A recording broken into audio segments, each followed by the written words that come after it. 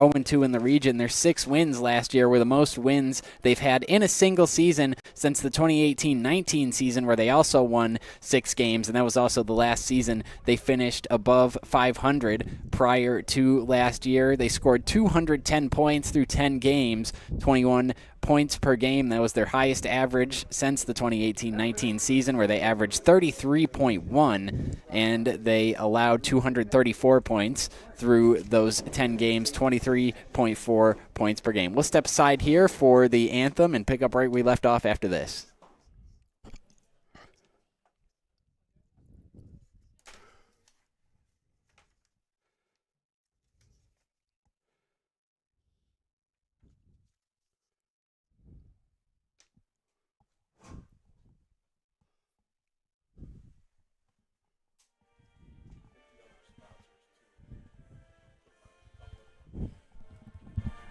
I read them.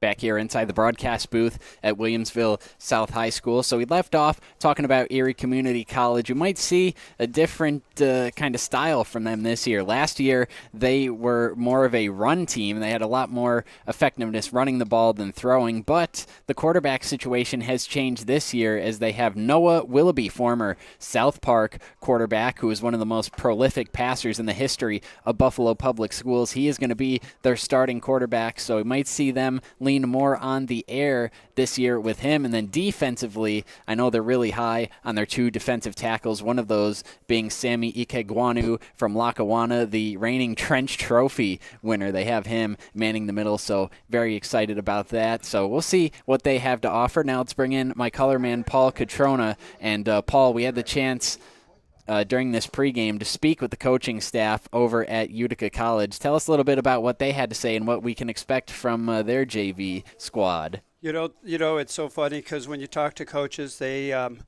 a little tight-lipped. But what we've learned about is they really like their spring practices. They like the size and the speed of the boys that are participating in today's game. They're making the foundation of Utica being a 4-year school. So they're high on a few freshmen. Defensive line, very fast, very quick, and strong young guys in the center. Is going to be a freshman starting. Again, very quick. I asked them really simple questions about those players, though. Fast feet, good hands.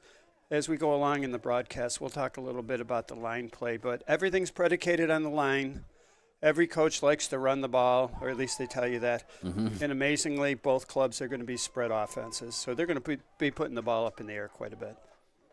That's right. ECC did say that they want to run some spread, but also said very versatile as well. They can come out 2 tight ends as well in addition to the spread, so I'm excited to see that, the versatility that they can show offensively. And talking about spring ball, going back to the new starting quarterback, Noah Willoughby, he was previously at Lock Haven University in Pennsylvania and then transferred here, came back in the spring, so he had the chance to practice with them throughout spring ball and learn and grow in the system. So obviously it's not easy coming to a new program, stepping in, being the starting quarterback right off the jump, but he has had some time to practice with the team and get acclimated here as he's warming up down on the sideline.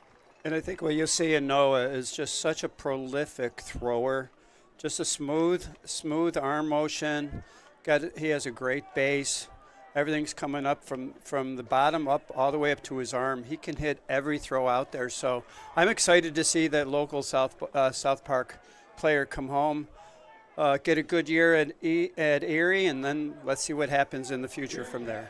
We're going to have to wait to see Willoughby take the field, as it is going to be Utica. They will receive the opening kickoff.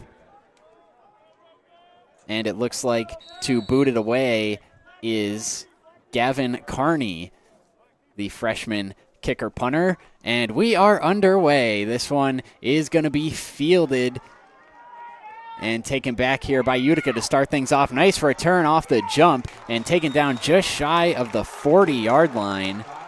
So that is where we will see this Utica offense take the field for the first time, led by quarterback, the freshman Caden Stupak, 5'11", 200, formerly of West Seneca West High School.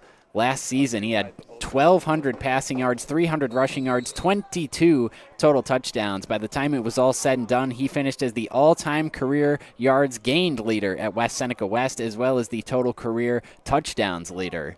So we have a couple of Western New York boys leading the troops today. And Stupak going to start off in the shotgun, already spreading them out. That's what they said they were going to do. Stupak takes the first down snap. It's going to be a handoff, and that one is bottled up right around the line of scrimmage. That interior defensive line there for ECC already making its presence felt. As I was told, that's an area of the team that they're high on, and they make a play there. They love the inside play. Right off the snap of the ball, engaged the guard and the center, just slid down, made the stop. 2nd down and 9. Stupak, handoff up the middle, and this time got through a crease and is going to be taken down just shy of the first down marker. It'll make it a very manageable 3rd down. So it looks like the ball carrier there is Quentin DeBow. DeBow really hit the hole. It was a very nice trap play underneath. Seeing the ECC on that first down, they really did move laterally nicely. Little misdirection, came back with that run right up the gut. 3rd down and short, DeBow handoff, and he is going nowhere. That one is driven back for a loss and brings up the first 4th down of the game.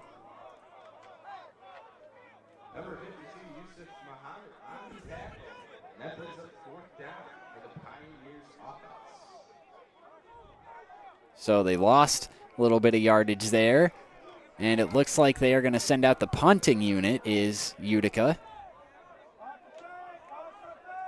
I think if you look back on that play, you just saw a nice run-stuffing blitz. Just in case it was a pass, they had 6 coming in and just really made a nice wall. Aiden Ryan to send this one away. Kind of a lower kick, and it's going to take a Pioneers bounce, and it goes out around the 20-yard line. So enter the Cats here on offense, led by the freshman quarterback Noah Willoughby out of South Park High School, perhaps the most prolific passer in the history of Buffalo Public Schools. By the time his career was over, he held multiple South Park and Buffalo Public School passing records, including the single-game passing yards record at 451, single-game touchdowns record with 6, single-season passing yards record at 2,644, career touchdowns with 66, and career passing yards at 6,882, which is also the Section 6 record for career passing yards. Transferred here from Lock Haven University, and he's lined up in the shotgun on 1st and 10. Here's the snap. Willoughby, the handoff going up the middle, and the ball carrier gets chopped down at about the 25-yard line after a gain of 1. Great play by the nose tackle there at Utica. Just undercut the center, got lower. He got his pad level lower than the centers, and just stepped in and made the stop. True to form, the Cats come out in a spread offense, 3 wide. It's a little wing to the left and a running back to the right of the quarterback. Willoughby, 2 receivers near side for this 2nd down play.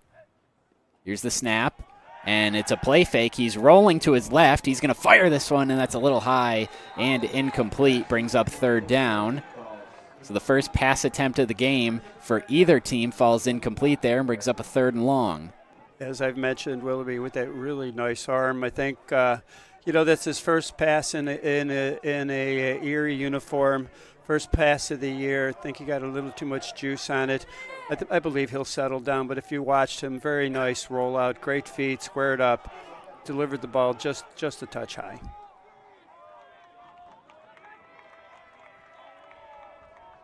Third down and long here. Willoughby in the shotgun. Takes the snap, straight drop. Now here comes the rush, and he didn't have much time to do anything there. He's dropped back at the 15-yard line, sacked there to bring up 4th down for the Cats.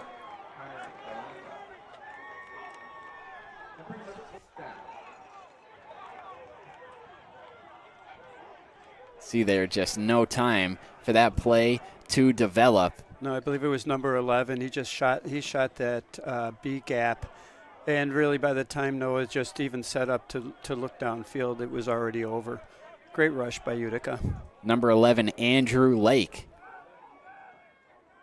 for Utica. So that brings out the punting unit. That snap a little high, but it's reeled in. Here's a nice high punt, end over end, and it's going to be called for a fair catch at the 48-yard line. So 2 possessions there, 2 3-and-outs. And now we'll see the Pioneers offense out there once again.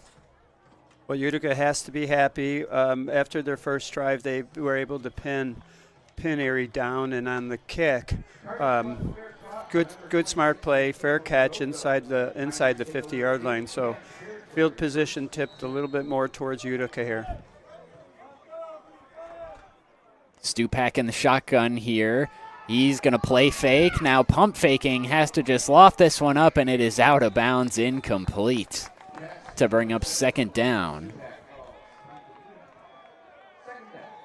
It's definitely the Lackawanna product, number 53. Sammy just really broke in there. I think he's going to be a presence felt throughout this entire season. That was Sammy Ikegwanu, the defensive lineman, 6'4", 330 out of Lackawanna. But don't get it twisted. He's not just an anchor there defensively. He can get after the quarterback, as here's Stupak. Pressure off the edge. He checks it down to the running back, makes a man miss. Now angling toward the sideline. And look at Ikegwanu. He's down there to chase him out of bounds, but not before Dubois picks up the first down of the game. And Dubois with just a beautiful little slide step there. Nice job there under duress, was just able to dump it down to the running back and let him make some moves there, and he gets the first down for the Pioneers. And if you notice, he put his left foot a little to the left, and he just burst out to the right, and the seam was there. Great run. And now he cuts it up the middle here, and there is a flag down. It's the first penalty of the day against either team, so we'll wait for the call. And while we have a second, this would be a good time to introduce our officiating crew. As the early indication looks like it's against the Pioneers. I think you'll see a holding call on this. Our officials today: head referee Ken Harris, umpire James Foster, head linesman Jeff Murphy, line judge Paul Phillips, side judge James Foster, field judge Jeff Wilmore, and back judge Dan Malkowski.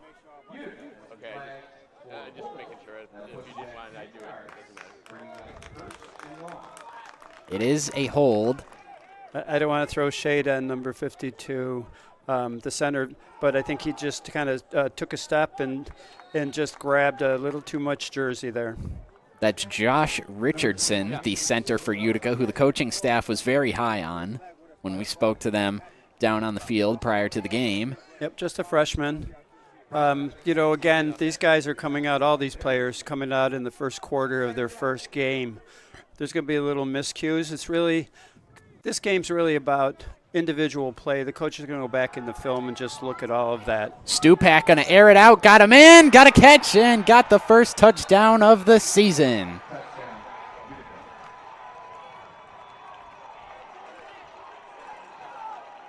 Stupak off the play fake, going deep to Sam Pucci for the score.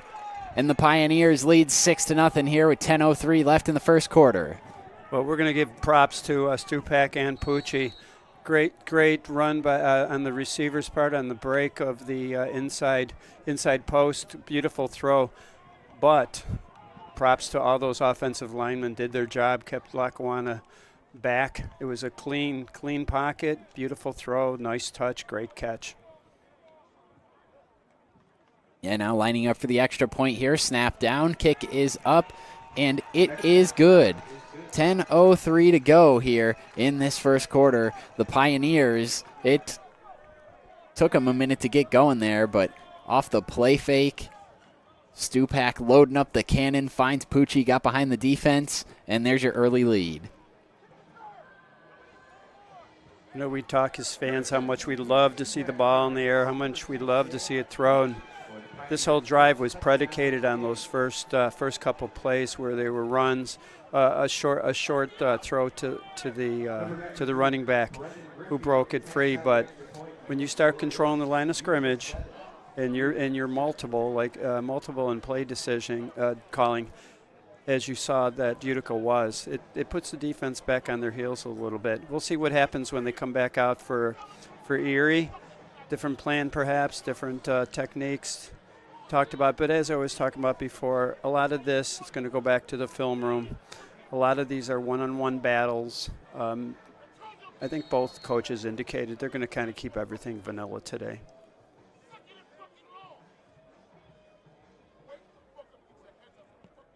And here's the kickoff. This one over toward the far side of the field, fielded at the 10-yard line. Now working it towards the middle, coming near side and taken down just beyond the 35-yard line. Looks like at the 36. On the return was Moshe Yant, the sophomore defensive back.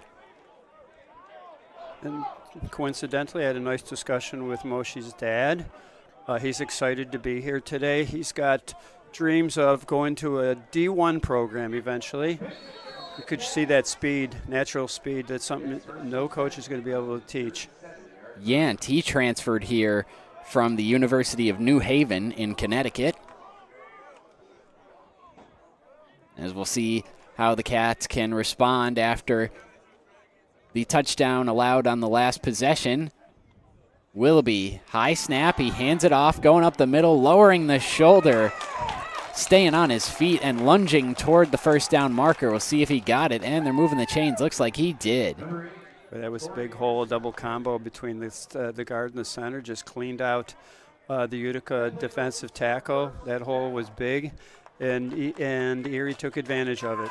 That was Torrey Anderson on the carry. He was on the squad last year, appeared in 4 games, had 11 carries for 25 yards. And he moves the sticks for the Cats.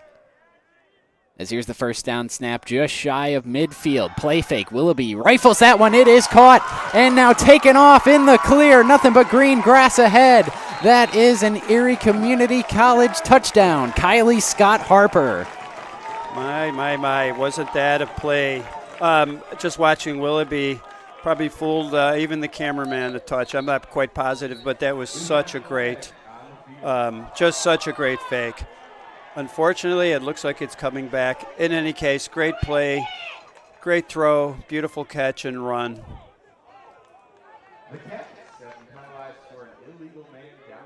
Oh, they got him. Looked like a run-pass option there, and one of the linemen got a little bit too far downfield, so this play is going to be nullified due to that ineligible man downfield, but boy. But structurally, just look at that fake and look, the bullet of a throw. Indeed, yep, ineligible man downfield, so that wipes that play off the board, but man, how about Kylie Scott Harper? He's listed as 6'4" on the roster, but he showed a burst of speed right there for someone his size, able to, one, make the catch and then get away from the cornerback, split the 2 safeties, and take that one to the house, but all for naught, although it is first down here still. 3 receivers, 1 back, 1 tight end. Willoughby takes the shotgun snap. He'll take a short drop. Now fires this one out to the flat. That's a little off the mark and incomplete. A lot of pressure from Utica, number 6 coming in, untouched. Willoughby just had to try to get that ball over his extended arms, and ball went a little bit high. Believe the intended target was Anderson there. So it remains second down and long.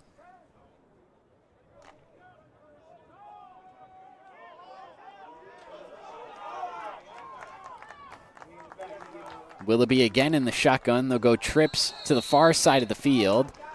And now you've got a whistle, and looks like a timeout is called by ECC. So after a little disjointed start to the possession with the ineligible man downfield penalty and then some confusion over on that far sideline, it looked like they're going to call timeout and get things straight here with 8:42 left to go in the first.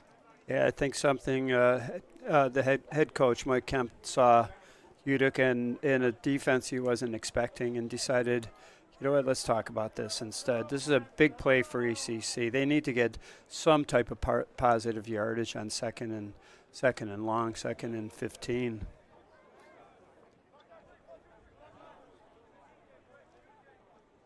Go back here, take a look at the instant replay of the touchdown that almost was the run pass option, but just the lineman getting a little bit too antsy, getting too far down the field, so that took that one off the board. The score remains 7-0 if you're just joining us. On their last possession, Utica able to get on the board. A long touchdown pass from Caden Stupak to Sam Pucci. And now Erie seeing if they can respond here. Willoughby is going to roll to the left, and now he's going to try and bring it back right, and he is taken down. A couple of Pioneers in there for the stop. One of them was Connor Belanca. And the other one, I believe, Stu Smith Jr.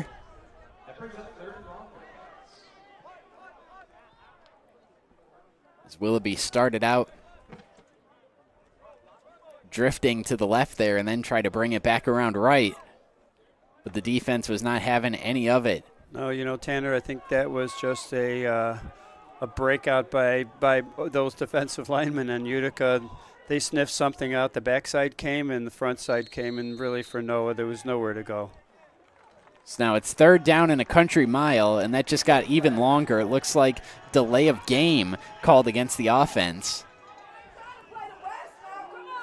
Funny how the fates have it, right? Instead of a 7-7 score with a huge play, one person downfield. Those are kind of ticky-tack on for linemen. I believe they can have 2 yards down the field on pass play like an RPO like that. But again, first game, first time, the boys are probably a little juiced up.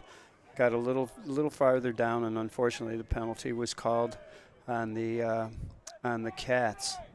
4 wide on 3rd down. Willoughby climbing the pocket. Now he's going to launch this one deep. His man has a step in. It hit him in the hands. He could not reel it in. Oh, Tristan Park, the freshman wide receiver. It hit him in the hands. He could not haul it in.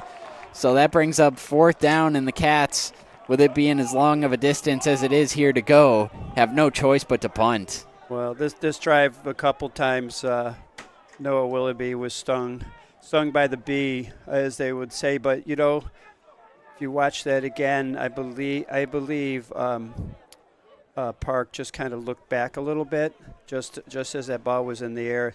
That was a half a step off. Otherwise, it was a clear touchdown. And even everything else, it still hit his hands. Here's a high punt, end over end, going to be fielded, called for a fair catch at the 45-yard line. So all things considered, You would have liked to come out of that possession with 7 if you're Erie Community College. Not a bad possession for them by any means. I thought Noah Willoughby did some nice things there on that RPO. It's not like the ineligible man downfield call was his fault. Normally, if you're a quarterback and you hold the ball on an RPO, that's when you're susceptible to get those calls. But he got the ball out right on time. Yep. And then that third down, I thought he did a really nice job evading the rush, just climbing the pocket and delivering that deep ball. But unfortunately, his receiver couldn't make the play. And what a nice throw. You know, and when you're a receiver at this level, that little look back trying to track the ball, it can just take you off a half a step. And unfortunately for the Cats, that's what happened. And I believe that's what happened. And he just, the receiver just slows just a half a step. Because if he had that other half step, again, 7-7 in this game. If you're a Cats fan, it's unfortunate, but it shows, as you said, shows a lot of promise. You know, they're gelling with a brand new quarterback back there. For the Utica club, if you're rooting for Utica so far, the breaks are going your way. The old days, Utica club. Handoff, and now bouncing it out, cutting to the near side and being hammered down at the 50-yard line. Boy, he took a shot right there, did John Glode. But there is a flag down. We'll have to check this one. The first down play, by the way, was a quarterback run with Ty Alexander. We talked to the coaching staff. Stupak is the pocket passer. Alexander, more of the runner, the gadget guy. So you might see him on some designed quarterback runs. Yeah, I think you'll see the hold on number 10 just coming back. It was kind of it's supposed to be a crackback block kind of thing, but he got held up and used his hands instead. Number 10, that would be Austin Rozowicz, sophomore tight end. So that's the second penalty now against Utica. And they'll go 3 wide here. Stupak takes the shotgun snap. He's going to loft this one deep. It's a little underthrown, and his receiver, trying to work his way back to the football, falls down there, and the pass falls incomplete. So it'll be 3rd down and long. Good non-call there. I think both boys saw the ball in the air, kind of trying to move to it. Just feet got tangled. Normally, looked like Nasir Kelly was the intended target there, but normally, if you're a receiver, that's like a cheat code. If a ball is underthrown and you work your way back into the body of the defensive back and he can't get his head around, that's pass interference 100 times out of 100. Stupak gonna try again here on 3rd and long. Him and his receiver not on the same page, and that's nearly intercepted. Clearly a miscommunication there between quarterback and receiver, Paul, as there was nobody in the area there besides black jerseys. Probably for the better that he dropped it.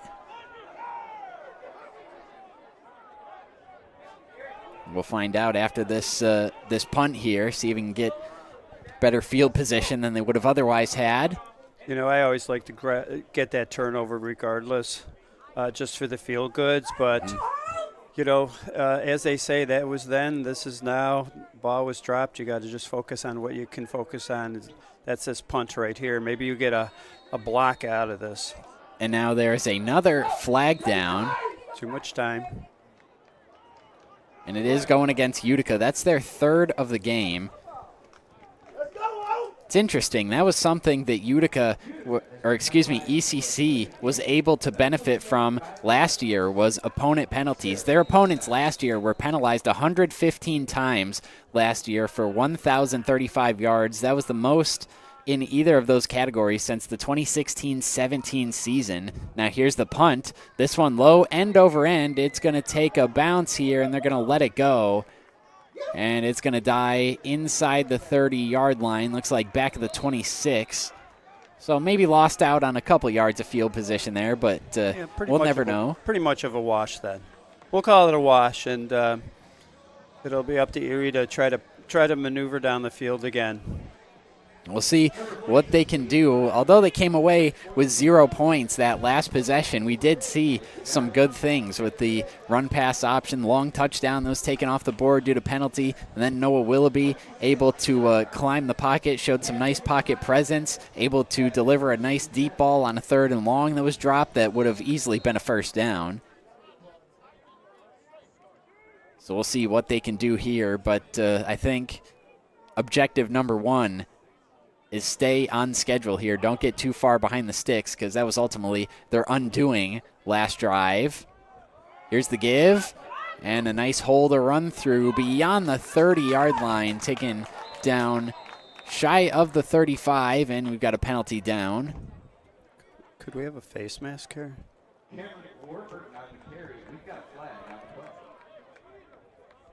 On the carry, it is Cameron Warburton out of Cheektowaga.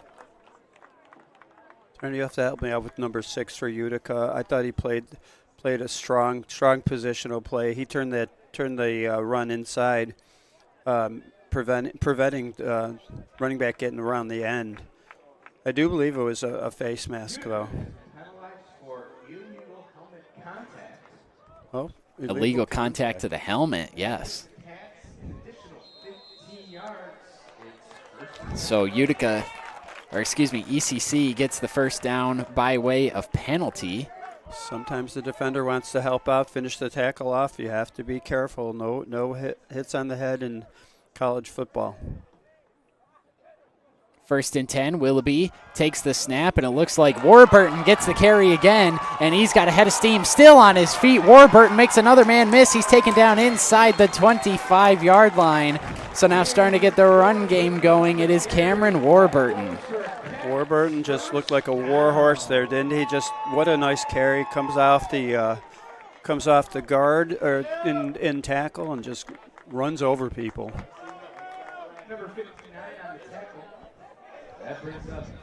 That's the 2nd 1st down of the game for the Cats. In my jargon, that's great blocking, but that's some running, wasn't it? Indeed.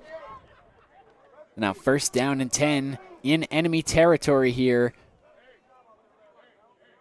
Approaching the red zone. Willoughby in the shotgun here as another flag flies. Too much time.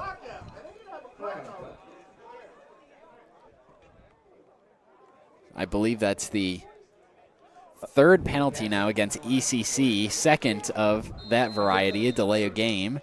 And you know, these early season games like this, even though they got a big clock that's ticking down from 25 seconds, as you mentioned, you want to stay on schedule. So from getting into play in the huddle, getting up, getting it snapped. Willoughby on 1st down. Here's the off-tackle run. It's Warburton, and this time he sees 2-3 defenders there and gets driven out of bounds. And now you're going to have a penalty coming up against Utica for a little extracurricular activity there along the near sideline. Yep, I believe it was number 22. Rode him out of bounds, kept riding him, and that can happen. You just have to let go, but instead it becomes a push at the very end. That's where that flag was called. That's Key Cayenne with the penalty, number 22. You know, this is a violent sport. It's physical.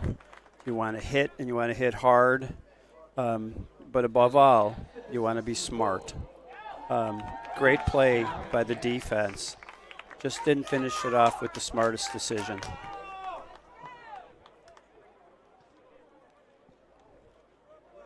So that'll get the Cats back on schedule here as they are inside the red zone now, the first red zone trip for either team today. 3 receivers, 1 back, 1 tight end. Willoughby takes the shotgun snap. He's going to hand it off to Warburton, tries to cut it outside, but there's a nice tackle made to stop that play there. Fabulous tackle, number 59 for Utica. Took him on one-on-one, got him high, just held on, dragged him down.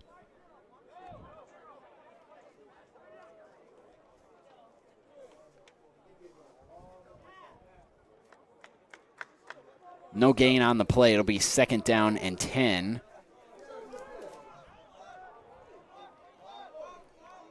And again, it's 3 receivers, 1 back, 1 tight end.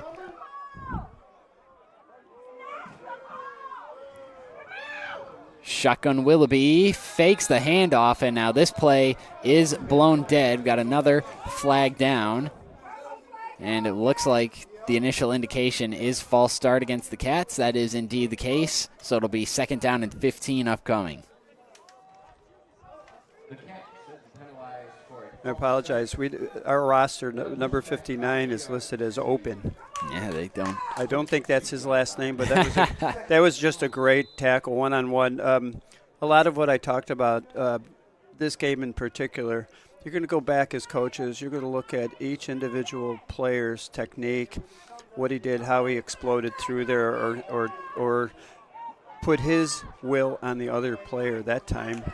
The young man just took the running back, and just a big kid, just took him right down.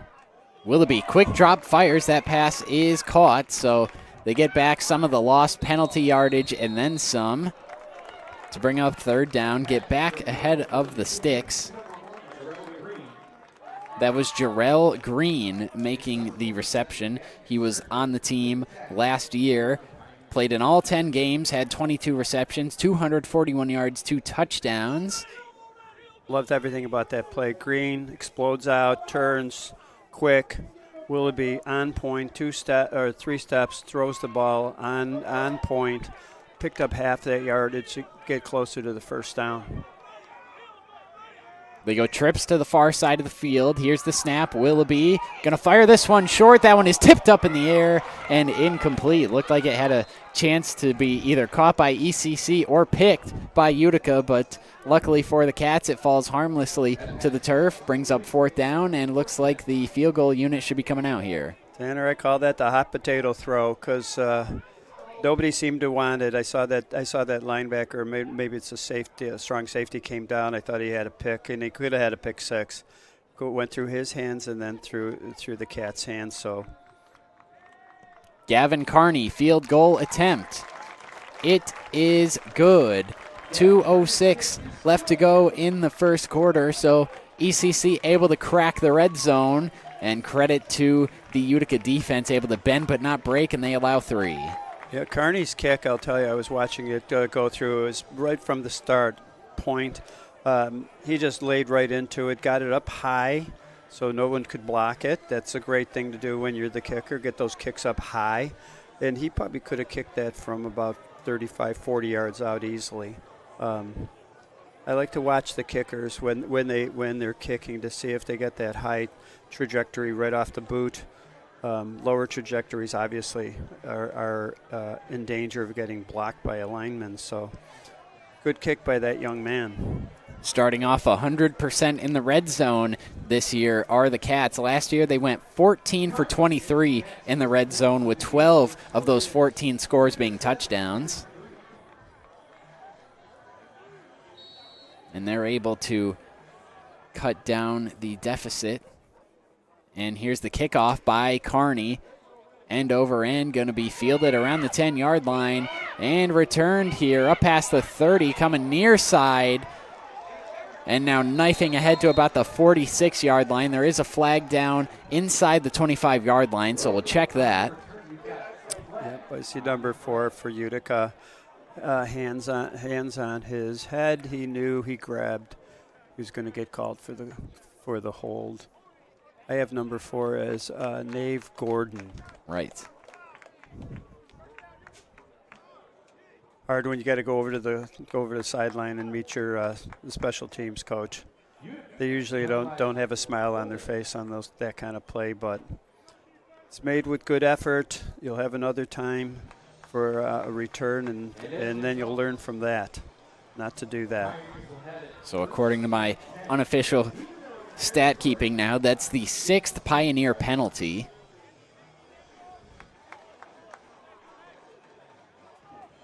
And that will wipe away a great kick return, and that'll have them starting back at the 15. Stupak in the shotgun here. on this first down. It's an off-tackle give. Bouncing it out is DeBow over toward the far sideline, and he's up out of bounds around the first down marker, but there is a flag in the offensive backfield, and the early indication is hold against the Pioneers. That'll be their 7th penalty. You know, I was about to say, everything I've watched DeBow, smooth runner. He's a high runner. He falls forward. He gains that extra yard or two. I think what happened on that play was it was actually more of a inside run. He bounced it outside unexpectedly, and that's where you got the hold on Utica. But what a nice looking running back he is. Now first down and long. Stupak takes the shotgun snap, drops back. Here comes the pressure. He's got to throw. It's caught over on the far side of the field. Getting back the penalty yardage. Ball's out. It stays in bounds. Now a mad dash for it along the far sideline. Who's got it? I think we see that. The Cats have it. Yes. Great stick on that play. I didn't catch the cornerback's number. That's a big time hit. It was actually a great throw just to get rid of it by Stupak. Throw out to the far side, and then the hit there. I believe that was Moshe Ant, the defensive back, able to get his helmet on the ball there and jar that one free. That's the first turnover forced here by this Cats defense, and now setting up their offense with great field position here. Is there anything sweeter than watching football and you see a big hit on defense? No matter which team you're rooting for, I always get excited. That's always an exciting play. And here for the Cats, turns into a turnover with, as you mentioned, perfect field position. I think it's on the 18. That's certainly one way to get your team energized. So starting out in the red zone here on offense is Utica. Their last drive got down into the red zone as well. Had to settle for 3. They're going to attack the end zone right away or try to run? Willoughby takes this shotgun snap. It's going to be a handoff, and looked like, yep, the flag comes out. Got a hold of the ball carrier up around those shoulder pads. If I had to guess, I'd imagine this is going to be a horse collar tackle against the Pioneers.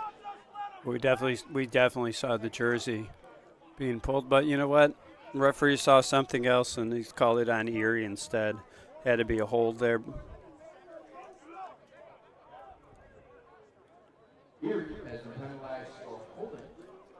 So they get him for a hold here, and I think it goes without saying, but with 5 penalties against the Cats and 7 against the Pioneers, that's going to be a point of emphasis in the film room this week for both these clubs.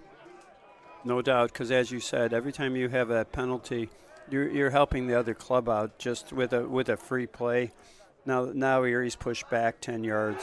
First down, Willoughby, bubble screen. This is Park. Nearly lost his footing, but is able to stay up and get a little bit of that lost penalty yardage back. Somewhat atoning for the drop he had earlier in the first quarter on a Willoughby deep ball on 3rd down.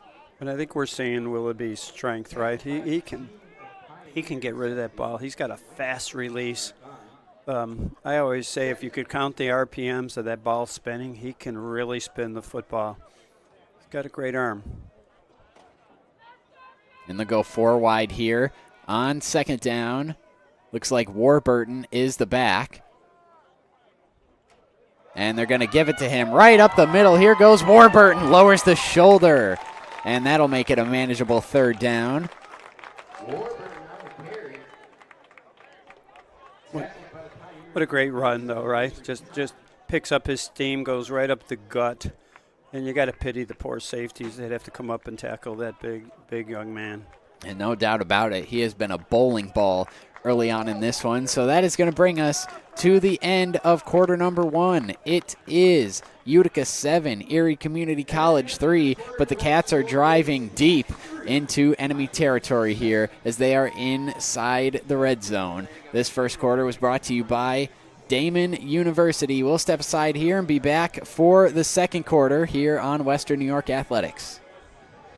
Why do you exercise? To look better? To feel better? To drop a few pounds? To train for an event? To defy age? Or to keep your ability to say yes to the things you love to do? Whatever motivates you, G&G Fitness Equipment is here to get you there. Treadmills, ellipticals, rowers, bikes, home gyms, and accessories. We'll pair you with the right equipment, teach you how to use it, and be there every step of your fitness journey. G&G Fitness. Your goal is our goal. Logistics Plus is a global transportation provider headquartered in Erie, PA, with locations worldwide, including right here in Western New York. Logistics Plus is consistently recognized as a fast-growing transportation and logistics company, great supply chain partner, top freight broker, leading project cargo manager, and a great place to work. With a strong passion for excellence, our 500-plus employees put the plus in logistics. For an efficient, personal approach for all of your transportation needs, more information about our Buffalo office is available at logisticsplus.com/Buffalo. Welcome back here for the start of the second quarter between the Erie Community College Cats and the Utica JV Pioneers. It is third down here. Inside the red zone are the Cats. 0 for 3 on third down so far today. See if they can change that here. Willoughby. Here's the snap. Short drop. Penalty flag is down. He's going to roll right. Now keep it himself, able to stay on his feet, and has the first down, but we got to check the penalty flag in the offensive backfield.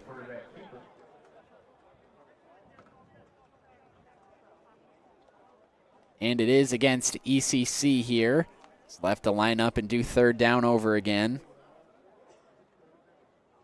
So illegal procedures being called.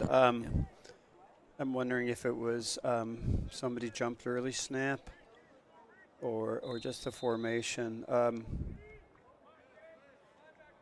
Not quite sure, but in any case, to your point, once again, penalties. Erie had the first down, probably inside or close to being inside he was inside the 10 easily. So those hurt quite a bit.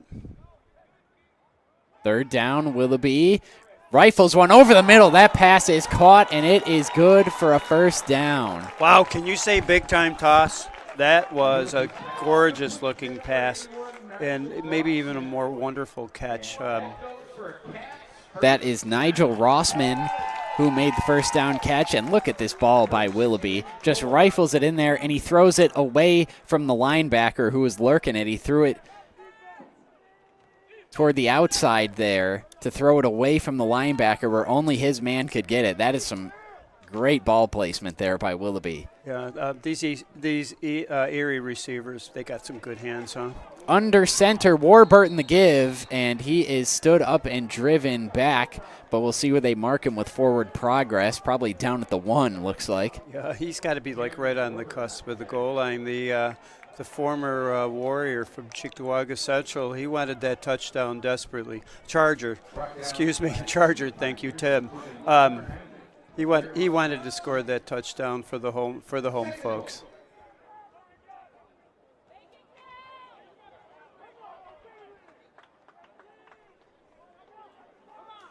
So now it is second down and goal.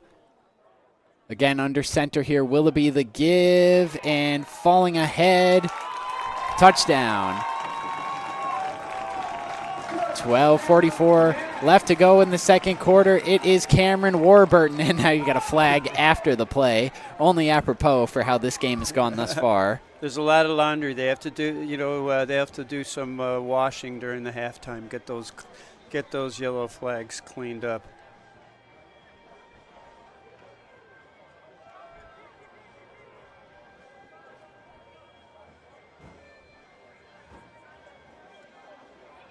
It's after the play. Looks like it's going against ECC.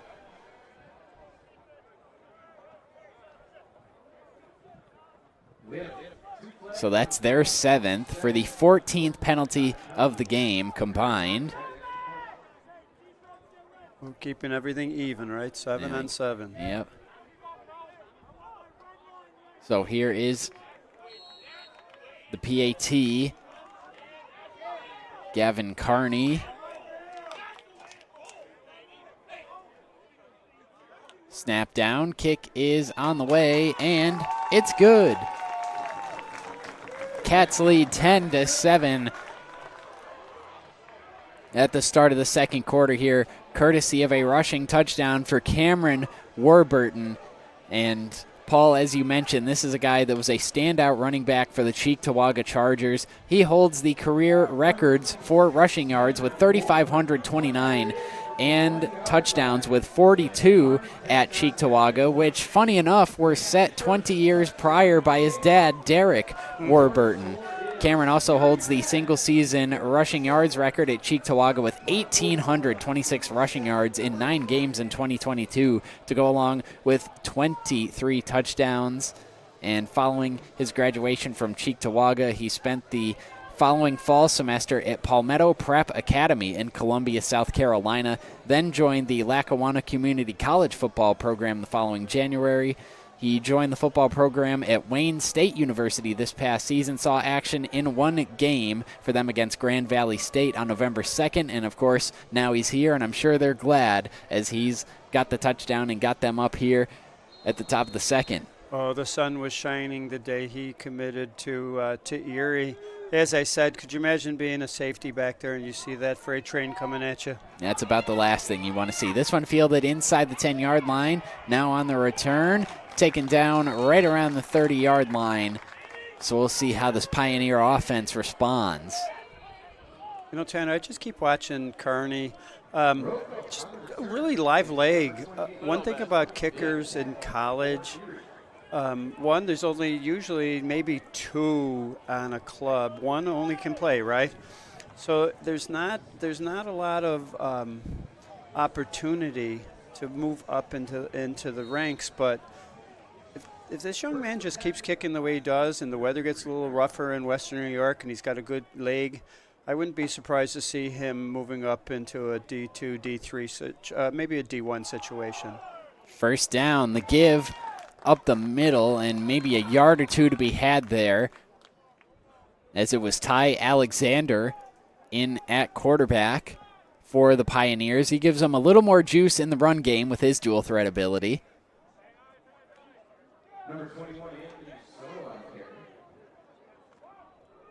And the ball carrier, it was Anthony Soto.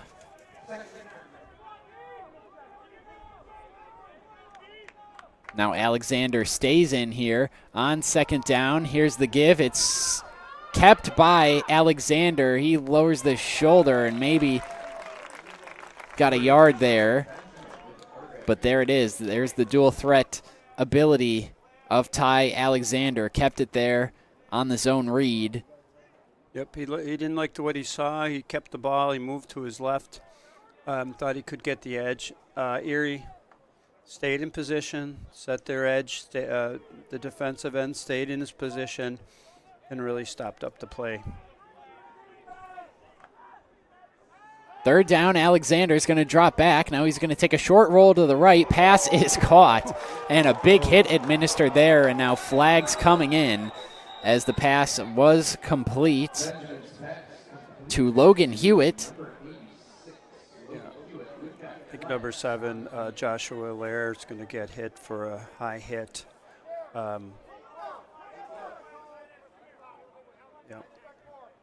And it is going to be helmet-to-helmet contact there, the penalty against ECC.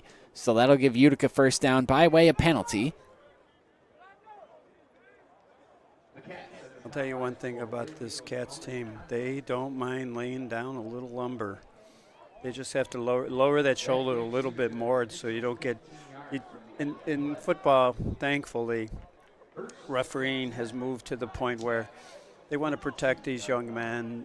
The helmet-to-helmet hits we know are terrible for them. So good for the Cats that want to lay down the lumber, but you just got to get your body in a position that you're just hitting into the shoulder pads. Alexander, here's the give to Soto, goes out wide to the far sideline, then cuts it up towards the middle, and he's got a modest gain there on first down, getting to the 35-yard line of ECC. Great run to the left off tackle. Had that hole, hit it quickly. Soto, a fast runner, strong runner too.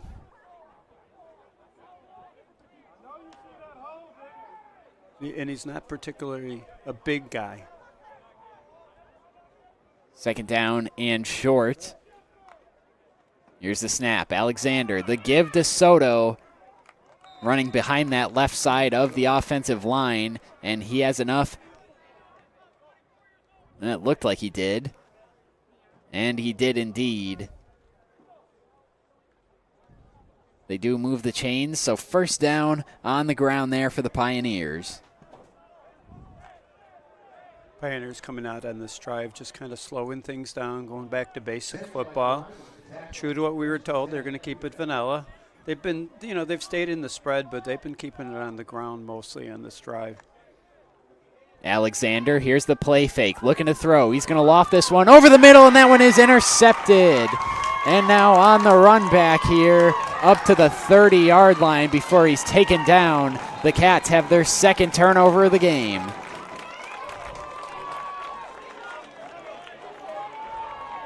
Romeo Kidd back there lurking from his safety position comes up with the INT.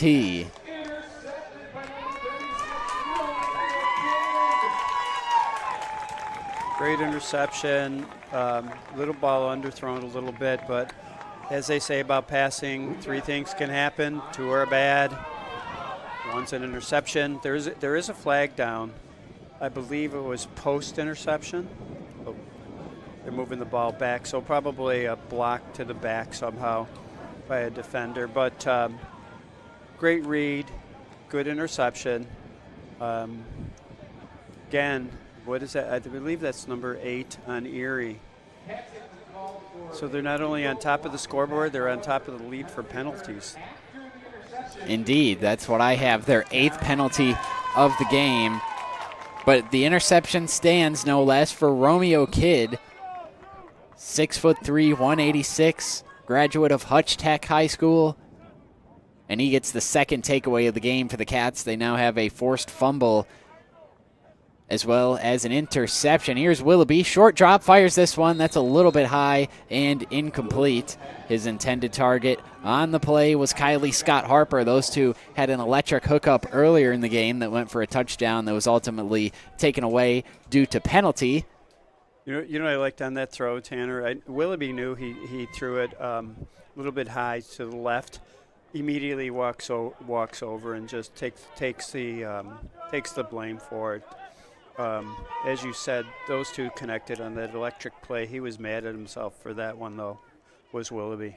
In fairness to Willoughby, the wind is blowing in the direction the ball missed, so the wind may have gotten underneath that one a little bit as they go back to the ground here on second down. Short gain to bring up third down for the Cats. According to my unofficial stat keeping here, they are 1 for 4 on third downs.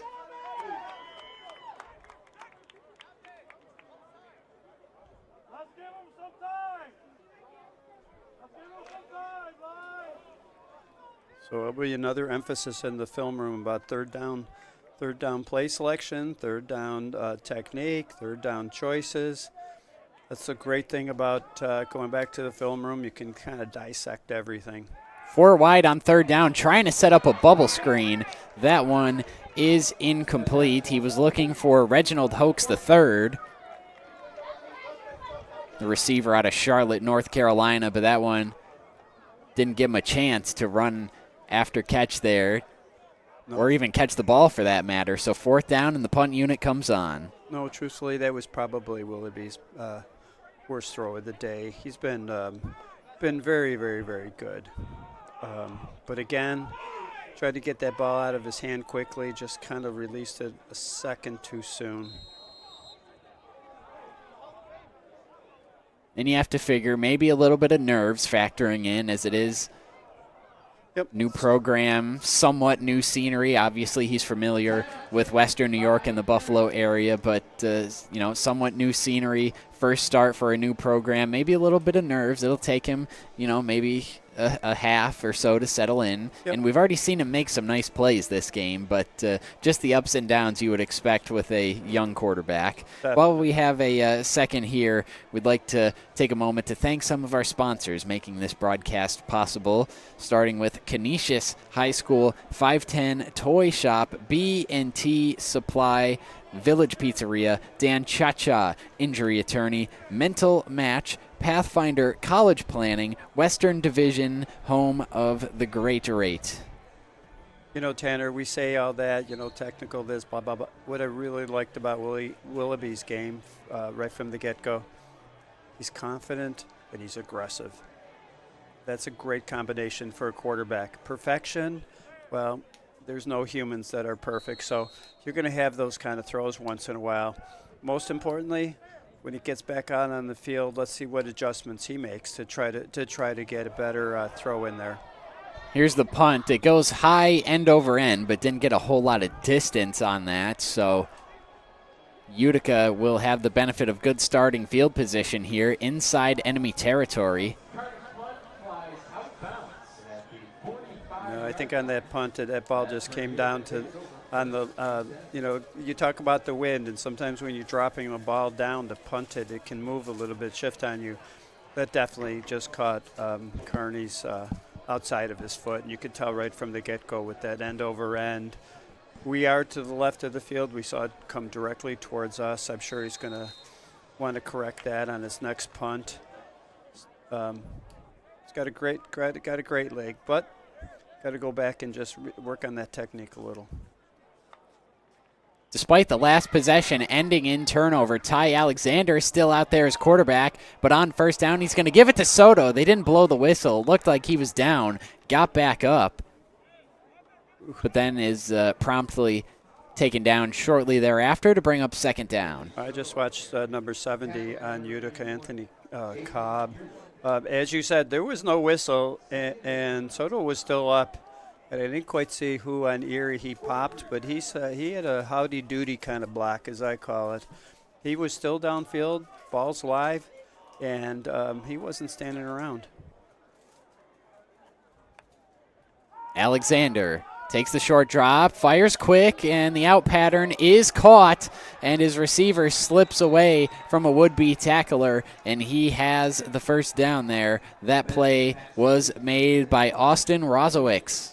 We had the opportunity to talk to the tight ends coach a little bit, and they're just proud of these young men, and he thought he had a good stable, so to speak. And as I'm watching Utica, number 10 Austin Rozowicz really stands out. Tall, good hands, quick move.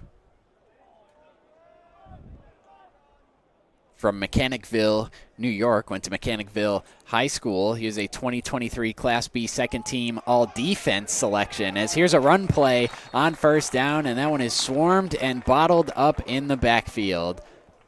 No, I don't know for sure, but looking at his size and build, I'm assuming he was a D-end rush.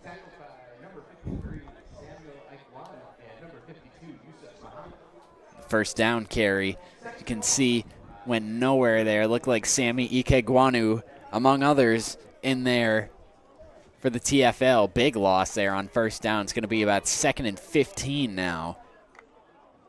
Here's Alexander. He's going to roll right. Alexander just flips it ahead to his back, and he's going to get some of the lost yardage back to get him ahead of the sticks for this third down. Looked like he may have been looking deep there, but then just the short little flip ahead to A.J. Russo. I just said to myself, A, it looked like something Patrick Mahomes would do, and B, I just thought, wow, brilliant. There's no way to move that ball down the field faster than throwing it. He could have probably got similar type yardage.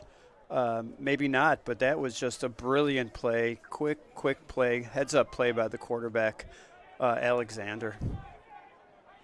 Now it's going to be third down and short here. Looks like they go two tight end, and it's going to be a keeper. Alexander bouncing to the far side now, lowers the shoulder, and he's got the first down. No doubt that Alexander was running that ball. I think he wanted to come up the middle a little bit, but he, as we've said, he's a good running quarterback also. He's got some wheels. he just bounced it to the outside. I don't know how his coaches felt. I don't like to see when the quarterback leads with their shoulders, but he was headstrong in making that first down. Good for him. He's back up, no worse for wear. Probably the only people worried was his coach, his parents, and me. Certainly, in general, you don't want to see your quarterback take a hit like that. It's on first down. The play is made in the backfield. Once again by ECC.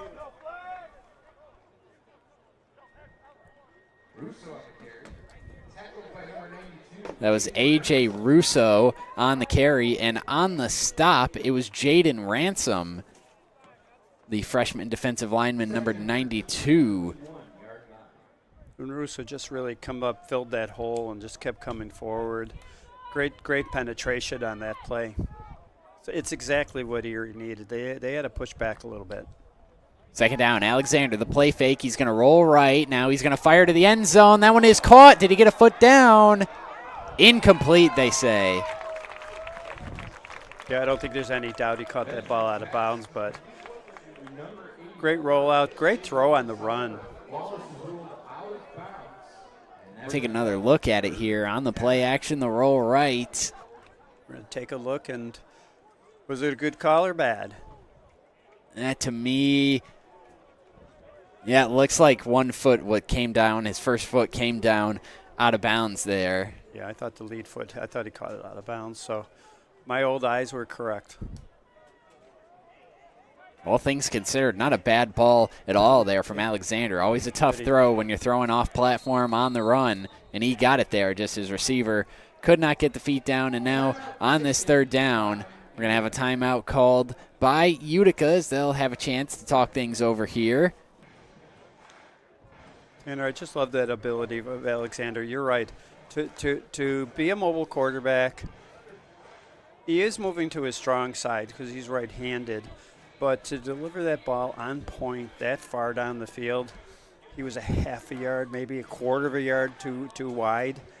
Great effort, nice catch, but as we determined, the lead foot landed out of bounds. So for Utica, one more chance. I don't know their field goal kicker's capability. I'd imagine at this level, this distance, you're at the 20, so we're looking at 37 or so. I think that's more than doable. So they have a long third down here. If they don't want to put it in jeopardy, perhaps they'll run it or try a short throw and try to knock in the 3 and tie this game up. And that's not going to help their cause there, as you're going to have a pre-snap penalty. This is going to be pretty evidently a false start. So now we're back even in the penalty department, according to my unofficial stats. That's 8 apiece. Crazy 8s. And certainly driving the coaches crazy, I would imagine. That has got to be the thing that tries the patience of coaches most of all. Sometimes we talked about, reaching, grabbing, maybe you're a little bit, your technique, you're a little bit behind the play. Jumping off sides when you know the count, that's the one that I think sticks in the coach's craw the most. Third down and long, Alexander, he's going to roll left, now fires to the flat. It is caught by Rozowicz and angling toward that first down marker. Looks like he's going to be taken down short, but they get most of the lost yardage back and then some. It's going to be fourth down. I always love receivers. They've not only make the catch, he's pointing the fact he's got a first down. What he doesn't realize, he stepped out of bounds about 3 yards before. Oh, and there was a penalty. Illegal man downfield, so that's going to wipe that one off the board, and we'll have to retry this third down here. And for the Utica side, that's a shame because that would have put that ball in an area that you might want to try your fourth down offense, see what you might be able to dig up, get that first down, or much easier field goal. Now, if you're Erie though, one thing to be aware of, you have to defend more turf behind you.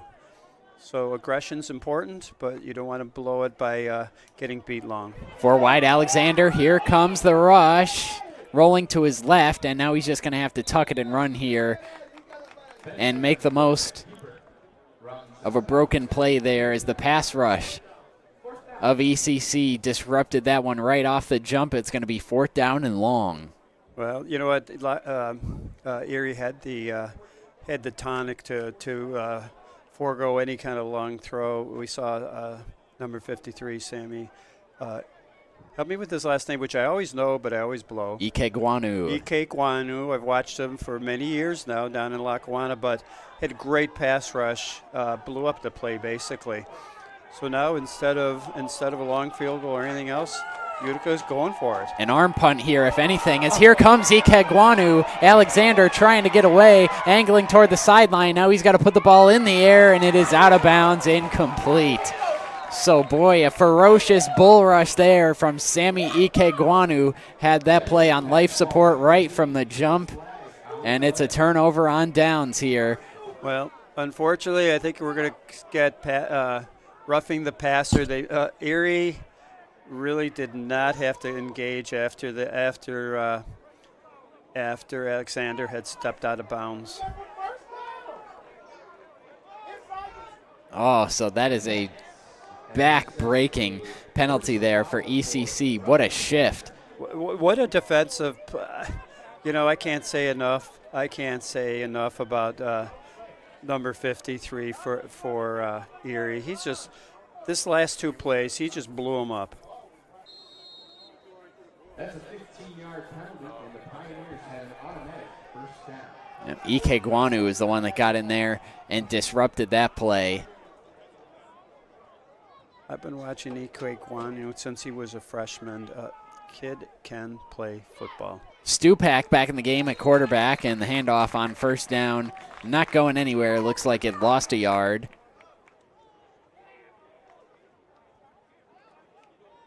But again, what a shift that could prove to be here. You go from getting off the field on 4th down, setting your offense up with decent field position, and depending on the outcome of this drive, that could be a 7-point swing.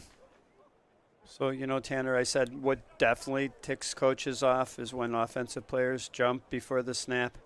I think what infuriates them are penalties that you can easily prevent. I understand adrenaline's flowing, excitement, all the rest of it. You have to be aware where you are in the field. Quarterback stepping out of bounds, already released the ball. Just let it go. There'll be another day for another sack. That was not a penalty that's going to be looked highly upon when you sit and watch film. I was thinking when these young men, they're going to go to the film room, and they're going to see the good, the bad, and the ugly, because film doesn't lie. And coaches are going to really stress, know where you are on the field. Situational awareness can save games. It can protect leads like Erie had already done now, and can lead to disasters. So, good thing this is first game of the year. Get this stuff, cleaned up, and hopefully, if you're on the Erie side, the Cats won't do that again. 2nd down, Alexander back in. He drops back and is going to try and dump it off to the running back there, DeBow, but that one is incomplete as he was being pressured there on 2nd down. It's going to be 3rd down where the Pioneers are 1 for 4, but we do have a flag down.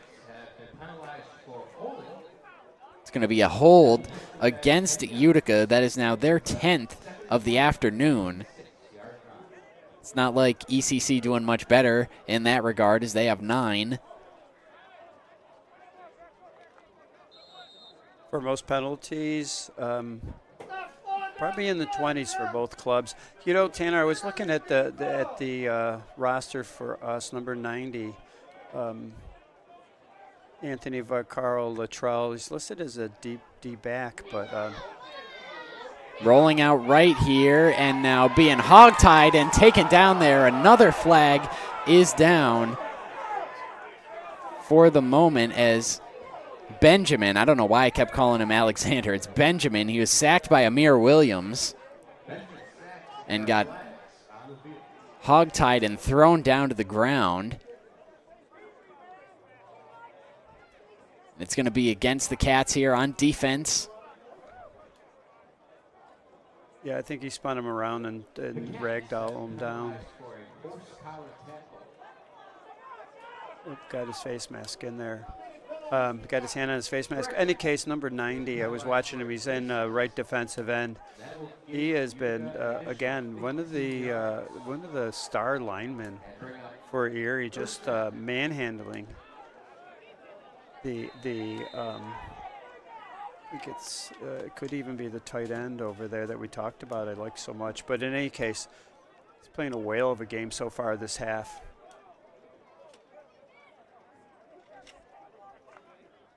Benjamin takes the shotgun snap, play fake. Here comes the pressure, and he was trying to throw that one away to DeBow there. It's incomplete. DeBow wasn't even looking for the ball. Benjamin just trying to get rid of it there and prevent an even bigger disaster from taking place. Makes it 3rd down. In that case, I think Benjamin would have been just better off just holding the ball. That could have been a disaster. Bounced off the back of somebody on Utica's team. Maybe close to an interception. So 2nd down, that is. I always think, you can always come back for another play. Benjamin, handoff to Bo, bounces off one would-be tackler, now puts his foot in the ground, knifes it upfield. And finally that play is blown dead. I thought we were watching a rugby match there for a second. I was waiting for the whistle. I think there was a ball carrier and about 14 players from both sides circling around him. It's like he actually lost a yard on the play to bring up 3rd down. Pioneers 1 for 4 so far on 3rd down today.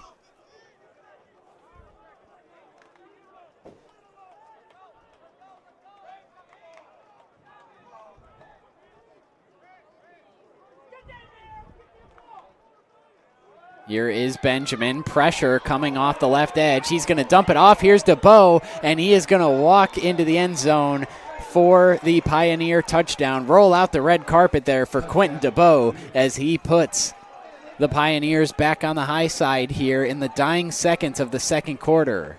Boy, big shout out for Anthony Cobb, number 70, the left tackle. Just a wonderful block, kept the play alive. Without that, it was going to be a sack. Those are the kind of things you need those big men in the trenches. They don't get all the shout outs. They don't get the glory of the score, the touchdown. But, man, without them, you're sunk. Utica has to be when they show that on the film in the film room the next tomorrow, you're going to hear a big clap for Anthony. Good job. There's the snap. It's a little bit high, and the kick is blocked. The PAT is blocked, so the score will be 13-10 Pioneers. Number 8, Tyler Benjamin finds number 0, Quentin DeBow through the air. Going back to the TD, you can see the pressure coming from the left side there, but Benjamin using that dual threat ability of his, able to roll right, avoid the pressure, and then the PAT. Can see the snap a little bit high, and that threw off the timing of that play right from the onset. Allows for the block, and it's 13-10, but the Pioneers have the lead here, and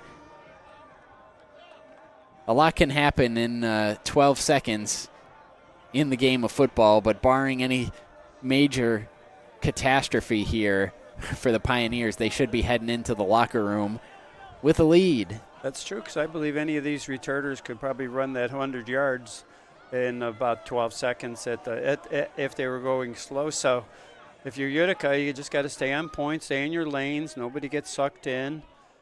If you're Erie, you got to find your man one-on-one, block them, drive them, trying to make a big play here.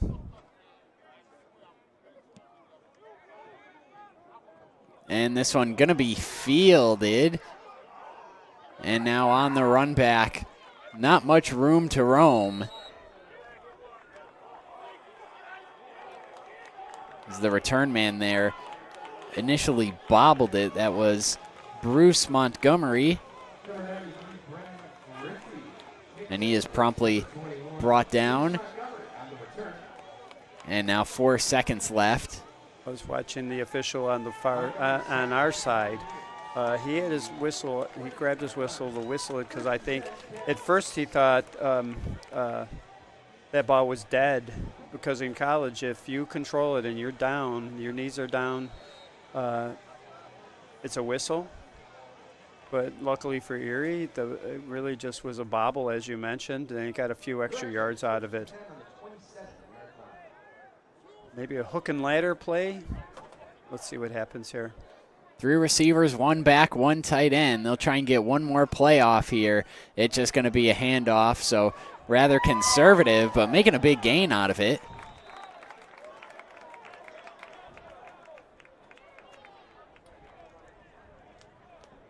That was Torrey Anderson on the carry, and he's able to rip off a big chunk, but that will bring the first half to an end. It is 13-10 in favor of the Pioneers here. They score with 12 seconds left in the half to take the lead. We'll take a timeout here, and when we come back, we'll recap that first half and go over some things to get you ready for the second half here. This is the ECC Erie Community College Cats against the Utica Pioneers here on Western New York Athletics. Wing nuts. You still got to go. Have you guys tried Room 40 yet? Looking for the perfect spot to throw your next party? Say hello to Room 40, our private event space at both Wingnuts locations. Maybe you got a birthday, a graduation, anniversary, business event, rehearsal dinner, or even a sports banquet. From intimate get-togethers to rowdy celebrations, Room 40 is built to handle it all and fits up to 60 guests, with custom food and drink packages, flexible setups, legendary Wingnuts hospitality, and all the wings you can handle. If you're planning a celebration or get-together in Buffalo, this is where the party's at. Local vibes, zero stress, all fun. Book Room 40 today and throw a party Buffalo won't forget. Hit the link in our bio or visit wingnutsbuffalo.com/room40 to book now. All right, well, I'll go if you go to Wingnuts. Deal.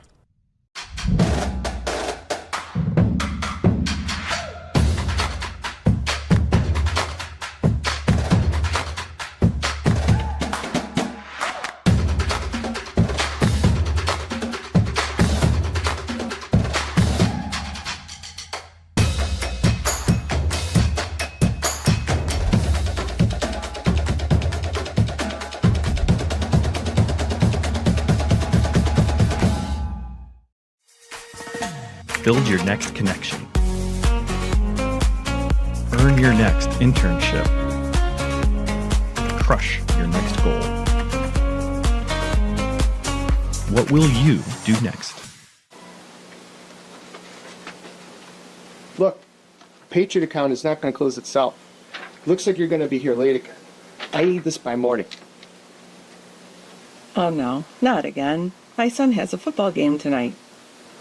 At WNYAthletics.com. You can link me later. WNYAthletics, your home for high school sports. Yes. 300 Level Media is a locally owned and operated, multi-purpose media company right here in Western New York. You'll find us everywhere, covering the Bills, Sabres, Buttes, Bisons, Big Four basketball, local college sports, and much more. Our staff offers a variety of media services, from video production, live event coverage, audio broadcasts, professional voiceovers, camera operation, and videography. Visit www.300levelmedia.com or give us a call at 716-427-2600. This is 300 Level Media. Logistics Plus is a global transportation provider headquartered in Erie, PA with locations worldwide, including right here in Western New York. Logistics Plus is consistently recognized as a fast-growing transportation and logistics company, great supply chain partner, top freight broker, leading project cargo manager, and a great place to work. With a strong passion for excellence, our 500-plus employees put the plus in logistics. For an efficient, personal approach for all of your transportation needs, more information about our Buffalo office is available at logisticsplus.com/Buffalo.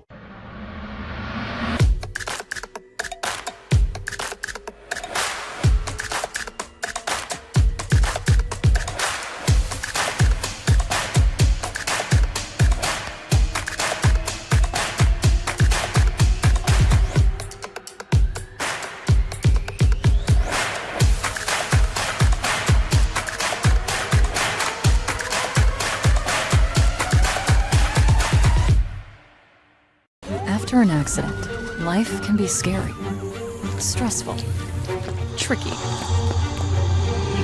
You need Richmond Vona to help navigate the process, because getting a life-changing settlement can not only take time, it can take an emotional toll. The team at Richmond Vona provides high levels of support through all the ins and outs, so you get the settlement you need and the new beginning you deserve. When the unexpected happens, expect Richmond Vona.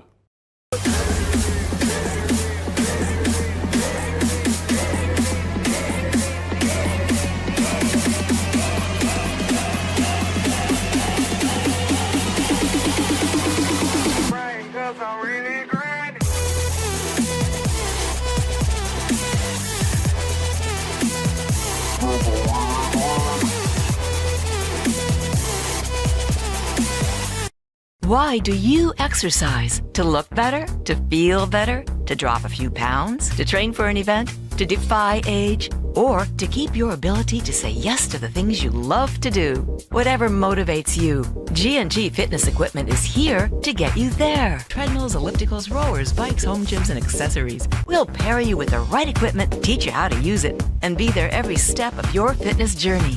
G&G Fitness. Your goal is our goal.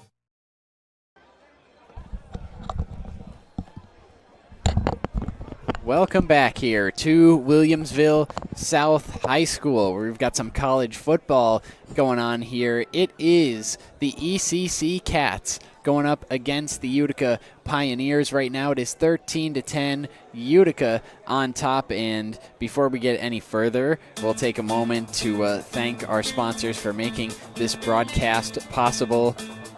Those being Binghamton University, Richmond Vona Personal Injury Attorneys, Damon University, right down the road from us here, Logistics Plus of Buffalo, Wingnuts, SUNY Cortland University, and G&G Fitness Equipment. In addition to Canisius High School, 510 Toy Shop, B&T Supply, Village Pizzeria, Dan Cha-Cha Injury Attorney, Mental Match, Pathfinder College Planning, and Western Division, home of the Great Rate. So taking a look at our first half highlights, it was Utica that got things started strong. It was their second drive of the game, and a long touchdown pass from Caden Stupak found Sam Pucci on a deep touchdown pass. You can see some other highlights of the game early in the first quarter. Willoughby taking a sack there.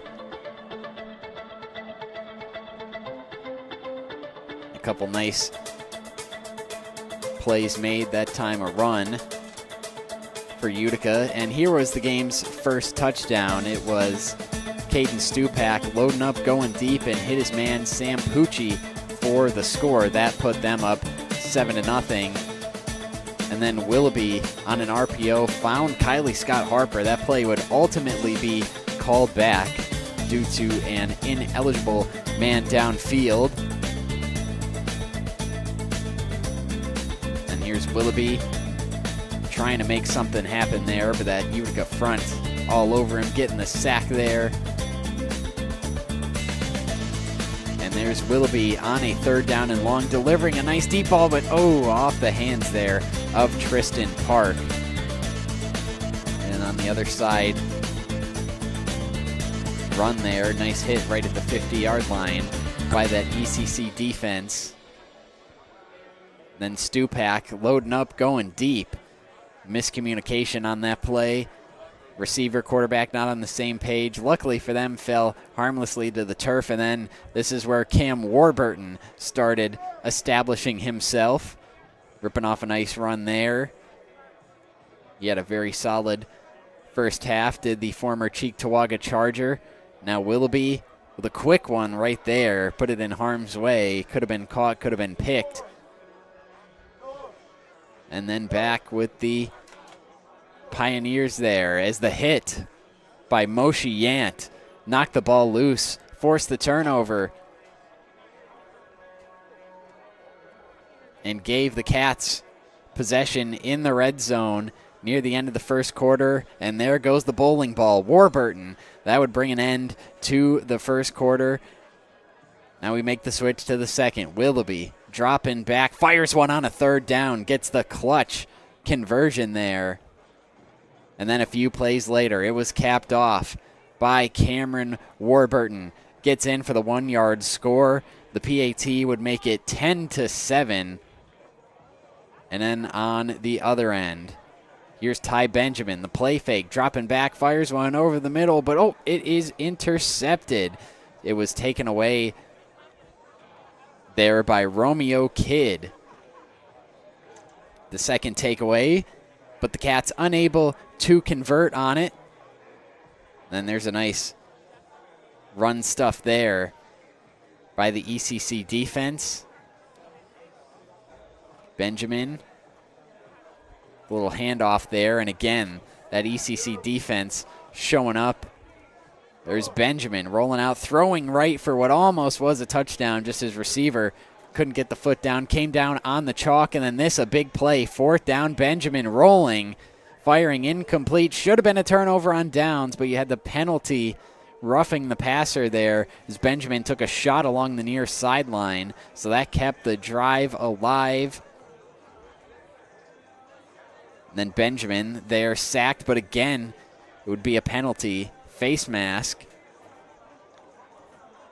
And that would lead to this. On a 3rd down, Benjamin, pressure coming off the left side, but he just takes a few steps to his right, dumps it off to Quinton DeBow for the touchdown. That would make it 13-10, and it would stay 13-10 after this extra point. Snap a little high. It is blocked, and that was with 12 seconds left in the half. So that brings us to where we are now. It is 13-10 in favor of the Pioneers, and Paul, I know an adjustment for both teams coming out as we get closer to the second half here is definitely got to be penalties. Unofficially, we have 10 penalties for each club, and we've seen some of those be backbreakers, penalties that you would have gotten off the field but instead extend the drive for the other club. So that's definitely, I would imagine, a point of emphasis for both huddles here at halftime is got to clean up those penalties. Oh, I agree 100%. And as we saw, penalties at the end of that half led to a score by Utica. So if you're on the ECC staff twice, you had the quarterback in a play where you've committed a foul. One, spatial awareness, you have to see it when the quarterback steps out of bounds. Just leave it alone. Leave him alone. You've done your job. Nope. You instead just laid down some lumber, led to the first down. The touchdown came off a drive earlier where you ragdoll the quarterback. You just cannot make those kind of mistakes when you're a defense in tight games in particular. So, as you said, the coaches, I'm sure they talked about it. You know, we're fans, right? So we thinking the coaches are really laying down and, yep, no. They're going to teach. They're teachers. But the young men, they got to pay attention. And you're absolutely right. The other thing I was thinking about was 3rd down efficiency. Unofficially, Utica 2 for 5, but one of those, the last one, was a touchdown. So, you know, it kind of washes it a little clean, but for the Cats, 1 of 5. You want to get that first down, keep your drives alive. At the very least, tip the field. You're always trying to make sure you get past that 50-yard line. At least you have a chance of pinning the other team down if you don't convert to points. One thing that's been on my mind, as I've said, I've loved the ECC kicker on field goals and kickoffs. Strong leg. If this game comes down to field goal, the Utica kicker, I really think he has to work on getting the ball a little higher trajectory. You're correct when you said the high snap on the extra point hurt, but on his first extra point, that ball was really low, close to getting blocked. So we'll see if special teams plays a bigger part in the second half. Anything can happen in close games. You want every chip on your side, obviously, if you're whichever club you're rooting for. So I'll hand it back over to you, and we'll see what happens in the second half. It very well may come down to special teams in a game as close as this. Before we take another break here, we'll go over some other scores from the NJCAA Division III games pertinent to these teams. On Friday, Rochester Community and Technical College defeated Nassau Community College 30-27 in overtime. The Cats will host Nassau Community College on Saturday, October 11th at noon. Yesterday, Hocking College defeated Ohio Valley Community Christian College 41-12. Utica will travel to face them on Saturday, October 4th at 1 p.m. ECC, that is, will travel to face them on Saturday, October 4th at 1 p.m. and will host them on Saturday, November 1st at noon. And last but not least, Hudson Valley Community College defeated Putnam Academy 59-14. The Cats will host them on Saturday, October 18th at 2 p.m. So with that said, we'll take a break here, and when we come back, we'll be getting ready for the second half here. It is Utica 13, ECC 10, and we will have the second half for you on tap when we return here on Western New York Athletics.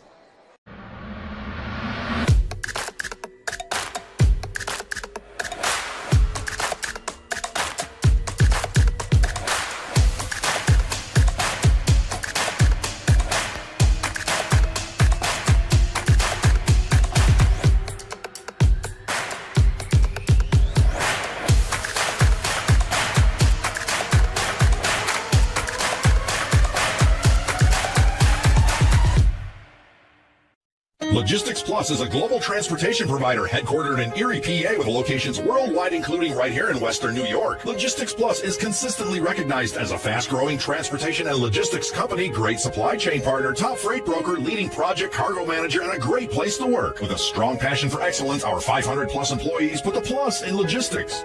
For an efficient, personal approach for all of your transportation needs, more information about our Buffalo office is available at logisticsplus.com/Buffalo. Wingnuts. You still got to go. Have you guys tried Room 40 yet? Looking for the perfect spot to throw your next party? Say hello to Room 40, our private event space at both Wingnuts locations. Maybe you got a birthday, a graduation, anniversary, business event, rehearsal dinner, or even a sports banquet.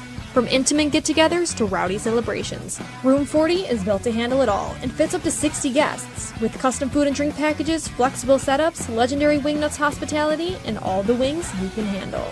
If you're planning a celebration or get-together in Buffalo, this is where the party's at. Local vibes, zero stress, all fun. Book Room 40 today and throw a party Buffalo won't forget. Hit the link in our bio or visit wingnutsbuffalo.com/room40 to book now. All right, well, I'll go if you go to Wingnuts. Deal. Why do you exercise? To look better? To feel better? To drop a few pounds? To train for an event? To defy age? Or to keep your ability to say yes to the things you love to do? Whatever motivates you, G&G Fitness Equipment is here to get you there. Treadmills, ellipticals, rowers, bikes, home gyms, and accessories. We'll pair you with the right equipment, teach you how to use it, and be there every step of your fitness journey. G&G Fitness. Your goal is our goal.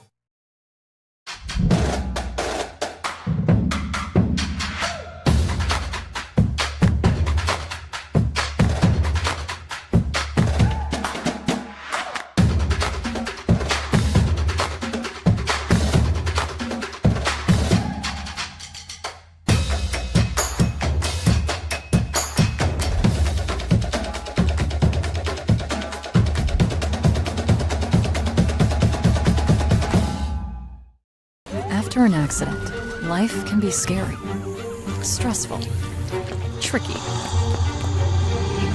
You need Richmond Bona to help navigate the process, because getting a life-changing settlement can not only take time, it can take an emotional toll. The team at Richmond Bona provides high levels of support through all the ins and outs, so you get the settlement you need and the new beginning you deserve. When the unexpected happens, expect Richmond Bona. Look, Patriot account is not going to close itself. Looks like you're going to be here late again. I need this by morning. Oh no, not again. My son has a football game tonight. WNYAthletics.com. You can link me later. WNY Athletics, your home for high school sports. Yes.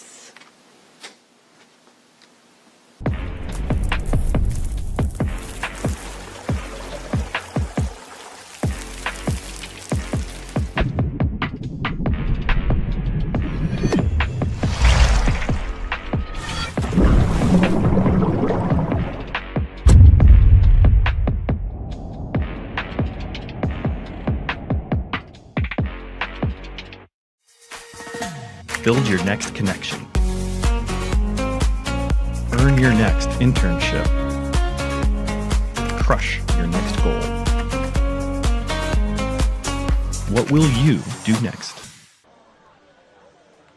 Welcome back here to Williamsville South High School. Just about ready to get the second half underway here between the Erie Community College Cats and the Utica Pioneers. Tanner Saunders, Paul Catrona on the call here, and it will be ECC receiving the second half kickoff. Back to receive Reginald Hoax III and Moshe Yant. And Paul, as we mentioned during the halftime show there, certainly point of emphasis for both of these squads going to be penalties. We have mentioned some of the back-breaking penalties for Utica, but you look at ECC as well. Earlier in the game, he had 7 points directly taken off the board by way of penalty, and also the third down efficiency for them, only converting at a 20% clip, 1 for 5. We'll see if they can adjust accordingly, as they'll have the first possession here of the second half. Here's the kickoff. And it's going to be fielded by Yant at around the 6-yard line. And now he brings it upfield. Here goes Yant. He's got a seam, one man to beat, and the kicker's going to bring him down. But Moshe Yant, there's a way to kickstart your offense right there with a great return. Great return, and I think it was number 5, Reginald Hooks. Let's see if we could see who I think it was number 5, just exploded and blocked his man and just opened up that hole nicely. I think it was Yant. Moshe Yant 0 on the return. Had one man to beat, and the kicker brought him down. But you'll still take that return, no less, to their own 44-yard line. Yep, and I mentioned the block because I think that's the best blocking I've seen on their returns too. Good for them. You know, the special teams coordinator, he's going to be happy with that. Will it be 2 receivers to the far side of the field? Takes the snap, and there goes the give. Up the middle, looks like a gain of about 2 yards on the play. Torrey Anderson gets the tote. Number 8, Torrey Anderson on the carry. Tackled by number 46, You know, folks at home, sometimes if you're in my house anyway, you're watching the Bills, you wonder, like, why do they run it up the middle like that? Everyone's there. Many times it's the setup. It's a setup, a play that you've been watching. It's going to look, you're going to line up just the same, and then maybe that ball gets pulled and thrown down the field. And there's a false start against ECC. That's going to be their 11th. The receiver on the near side got a bit of a jump. Tanner, if I can, I know a young man that's out there. He's a neighbor down the streets, young boy, Tommy Hunt, number 22. I said if he gets in the game, I wanted to give him a Williamsville shout-out. He's a Williamsville South product. He's a Billy Goat. He just took the field. I believe he's over on the left side in the slot. So good luck, Tommy. First play of your college career. And it's going to be second down behind the sticks here. Once again, Willoughby takes the snap, 5-step drop. Now he's going to step up in the pocket, fires on the run, and he's got his man into plus territory there. That's going to be a first down. And it's Tristan Park. Those two had a deep hookup earlier in the game that almost was, but that time they're able to connect there. You can see a little team bonding going on here. Willoughby obviously loves Park's route running. made a great catch there. Willoughby just climbing through the pocket, get away from the rush, delivered the ball on point. Great play all the way around for the Cats. Here's the first down give, being rode down from behind. Looked like it was Anderson once again. But going back to that last play, that shows the trust between the quarterback and the receiver. Okay, you had one that slipped through his hands incomplete in the first quarter, but the trust that Willoughby has in his guys there to go back to him on a big play there, and he makes it for him. Exactly correct. And that just says how you build your offense. You find people that the quarterback can connect to and get positive yardage out of. Second down and short. Willoughby looking now, is going to roll out to his left, flipping his hips. He's looking to throw Willoughby to the end zone. It's caught! Touchdown, Tristan Park. Boy, I think he's atoned for that drop he had in the first quarter, I would say, and as Noah Willoughby let that ball go, I saw that tall young safety for Utica there, but you know what? He trusted his eyes, he trusted his arm, and as we said, how do you build up confidence between two players? You keep going to them and convert. Fabulous throw. Again, Willoughby, smart. Just shifted himself over to the left a little bit, kept looking, and as I said, I enjoy his aggressiveness. So now the PAT snap spot kick is up. It is good. That makes it 17-13, and we go back to the touchdown. Willoughby pump fakes, then rolls to his left, has to flip his hips to get on platform, throws it. I thought the safety could have picked that off there, but Willoughby just drops it right in the bucket, put great touch on that ball, and then the catch in the back of the end zone by Park. I mean, truly amazing, too. I'm sure he saw him, but he had enough confidence that he said, I can throw it over the top of his head.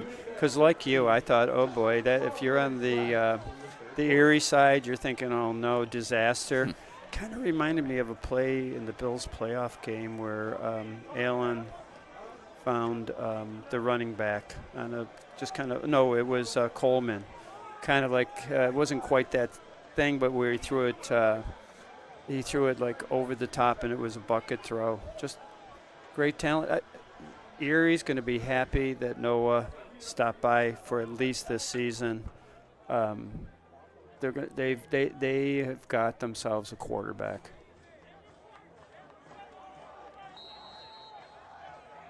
Showing off the improvisational ability there. That was probably his second, third read on that play. He had pump faked initially and then held the ball and made a play with his legs extended and was able to find his man Tristan Park for the score, and then some good special teams play there for the Cats as the returner taken down at the 26-yard line.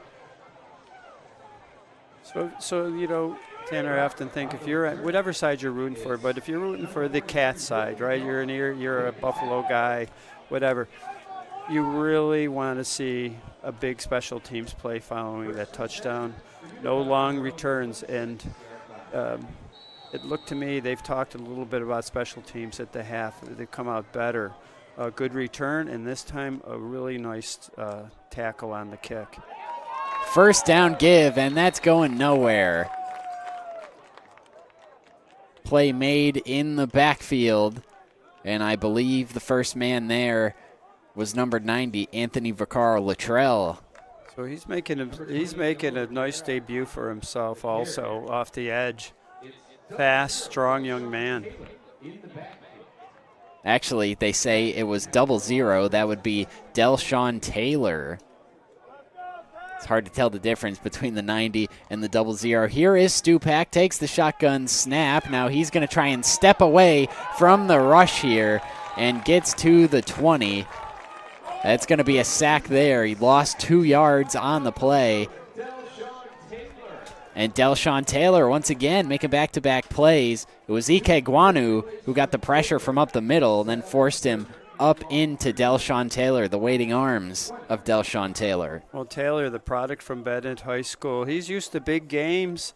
He's having himself a big game. He had a nice first half, and, man, he started the second half with some momentum here. Here is Stu Pack. Again, he is pressured, and again, he is wrestled down. This time, it is Jalen Yearwood getting the sack. So the defense making their presence felt there. Yearwood, a freshman from Endicott Union. Big play. We were told that Erie was excited about their defensive line. You can see they've got some good young people up front. So now here comes the punt. This one is a low punt, but it is going to take a Pioneer bounce back towards midfield and going to be down at the 48. So ECC dominating here to open this second half. We saw the offense put points on the board, and then the defense coming up with back-to-back sacks.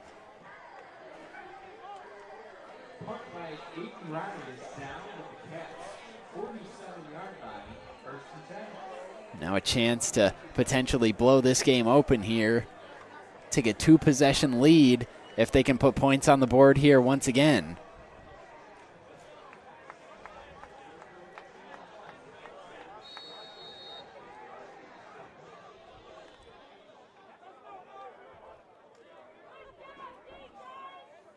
Thinking like a coach, I'm thinking I'd like to try to develop a really strong run game and burn some clock. Thinking like a fan, I'd like them to go long. And they've got Warburton in there, and he's been the bell cow today. That time, not much to be had. Looks like he lost yardage. Going to be taken down at the 45 for a 2-yard loss. Aiden Ryan, the punter for Utica, made the stop.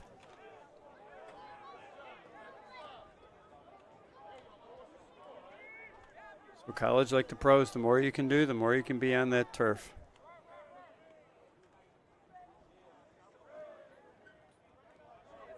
Second and 12. Here's Willoughby, keeps it himself. Now he is bouncing out to the left, and he gets taken down. Looks like the ball is out, and it's going to be Pioneer football.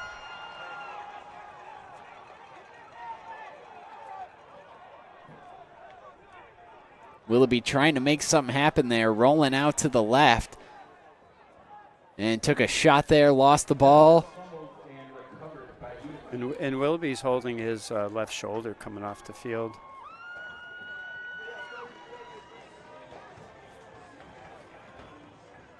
So great defensive effort by Utica. Willoughby with a RPO, pulled it, moved to his left. Utica read it well. They had great penetration on the line. On the Erie side, they're only hoping it's a little stinger to their quarterback. We'll find out shortly. Starting out in plus territory here are the Pioneers. There's a little hitch route that's rifled short, and the pass is caught at the 40-yard line, and Moshe Yant was there to make sure there would be no additional yards after catch. Oh, and Yant really came up with speed. I thought for a second he was going to pick that ball. But his placement was very good. Low throw to the ground. Only one person was going to really catch it, and that was his man. But that's great aggression by the cornerback. Second and 5. Here's a handoff. Now bouncing it out toward the far side of the field. Still going. And now there's a little skirmish going on along the sideline. That's going to draw a flag. Looked like Yant was in the midst of that one again, as the ball carrier for the Pioneers was Chase Viana Negron.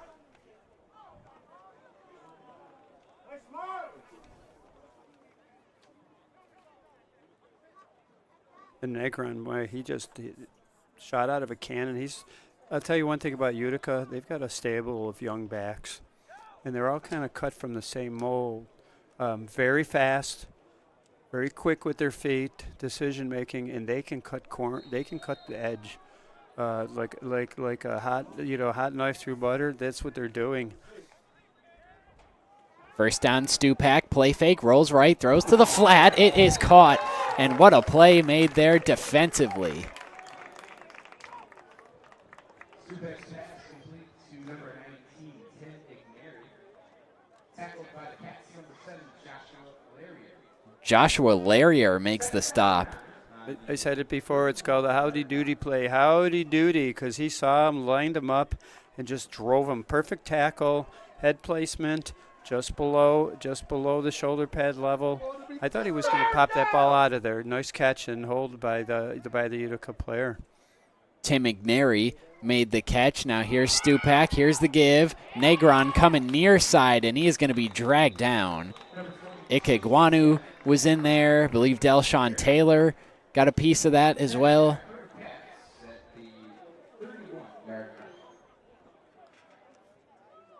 So in my opinion, Utica is trying to use a little bit of the aggressive nature, if we'll say, of the defensive line for Erie. Little misdirections and coming back on the backside, trying to get those edges. Because you know what, in the middle, they're not having much success at all on the run. It's third down. Pioneers 2 for 6 on third down. Stupak, play fake. He's going to loft this one up, looking for Pucci. It's incomplete, but a flag is down in the secondary. Yeah, obvious pass interference. He got held. Pucci got held. Unfortunately, if you're on the Erie side, that ball was going to be overthrown regardless. But you know, as a defensive back, you don't know that. Oh, yeah, pass interference declined. No, it's offsetting penalties. There's a penalty as well on Utica.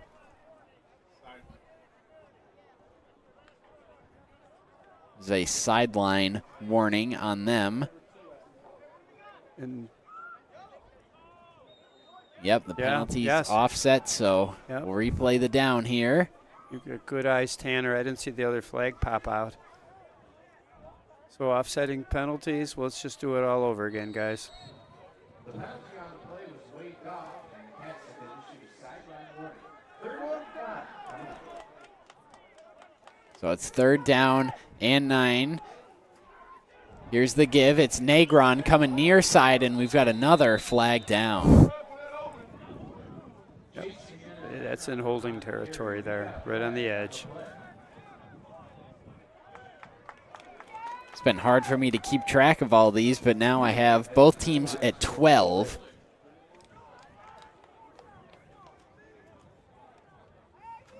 Trying my best to keep tags because they have been out and about, certainly, these flags here. Well, I'm not going to be any good for you soon because I only got like 10 fingers, 10 toes. We're up to 12 and 12.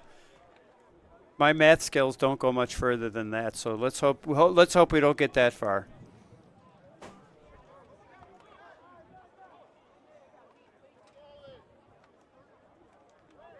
And now what was a 3rd down and 9 is going to become about 3rd and 15 here. And here comes the pressure. They send heat. Stupak trying to step away from it, but he is not going anywhere. Up and another flag, but I'll tell you, great pressure by Yearwood again. Really disrupt everything. Stupak just had to run right up the middle and got tackled. And then Shamir Land, number 54, finished off Stupak. So that one is going to be picked up. No penalty on the play. But it is 4th down, no less. And the punting unit will come on. Aiden Ryan will do the honors. Maybe the official was just so used to throwing it It just popped out of the pocket somehow. And how about that now? I believe 3 sacks just in this half for the ECC defense. As here's the punt. They're going to let it go, and it's going to take a Pioneer bounce inside the 5 and going to be down, looks like at the 2-yard line. You know what? You always, in sports, when something good happens, you go, that's the best punt of the day on either side. You know what? Truthfully, that was the best punt of the day. Probably about inside the 10 when it landed and just rolled down to the 2-yard line. Fabulous punt. Both special teams coaches are going to be very happy with their second half play of their teams. So now this easily the worst starting field position of the game for either team. 5:50 left to go in the third quarter. So the gunslinger in me always says, well, the defense has, 98 yards to cover behind them. Maybe you'll explore that. Here's the snap on first down. In the shotgun, that is not Willoughby. Here is the carry, and just getting out of the end zone there. Avoiding the safety. I believe that was Darius Fleming, number 20.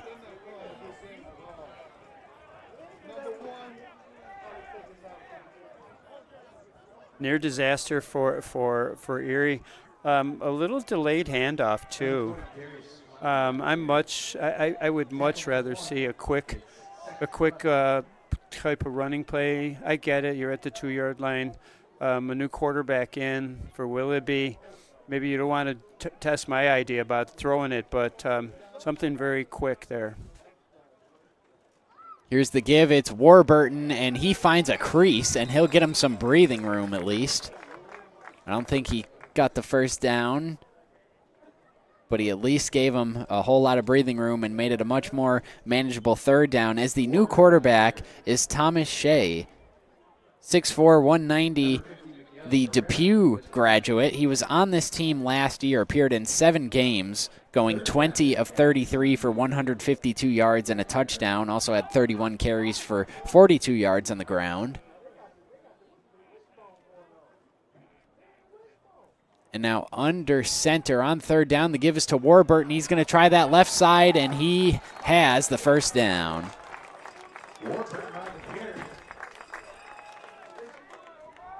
I'll tell you one thing you can do when you get the new quarterback in, though he's got experience, and you're pinned down like that. I love to see the packed-in style, a lot of big bodies in there. Drive forward, no fancy, just hat on hat and push forward. Smart move by Erie, just calm everything down. And again, Warburton. This time they're all over him. Short gain on the play. And Erie's offensive coordinator digging back into history, using what was referred to as a wishbone offense. You see the up back, you see 2 guys to his side. Quarterback has an option to either give it to the up back, or usually the up back is your blocking specialist, try to pound it in there, open up a hole for the another running back to run up inside and gain some yardage.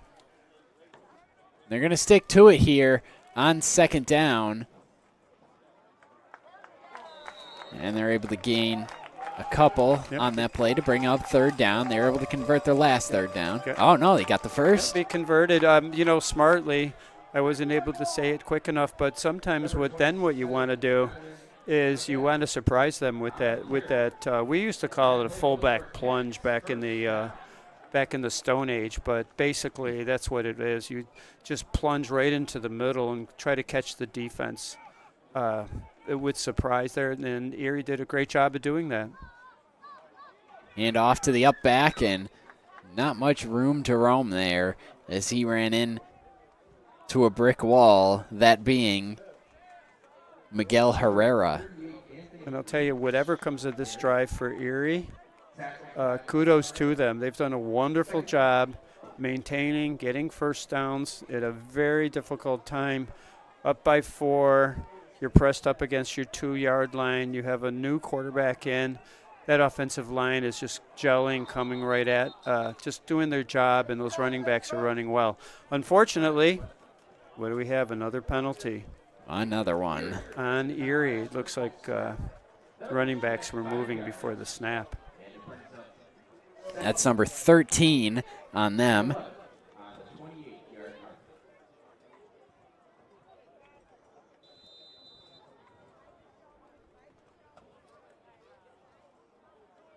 I already know what I'm going to have to look up in my preparation for next week's game. What's the most times they were penalized in a single game last year? I would imagine this is getting up there, as now Shea comes out in the shotgun, and he rifles this one out to the far side of the field. The pass is caught, and a short little gain there.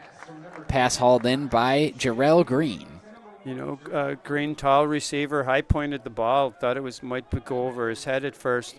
But quick response, get back down to the ground and just move forward. There's a nice little pickup there. Put you in doable third down range there. Cats 2 for 6 so far on third down today. They've already picked up 2 first downs on this drive. Here's Che, takes the shotgun snap. Now he's going to keep it himself. He's going to roll to the right, going to try and keep it himself, reaching for it, but he's going to lose yards on that play to bring up fourth down. Yeah, he'd have to have, Inspector Gadget arms to be able to make that reach. Unfortunately, quarterback slipped. It would have been nice to see the play finished out. But unfortunately, if you're on the Erie side, I don't know, I've seen a few slips on the turf today. Maybe they washed it last night or something.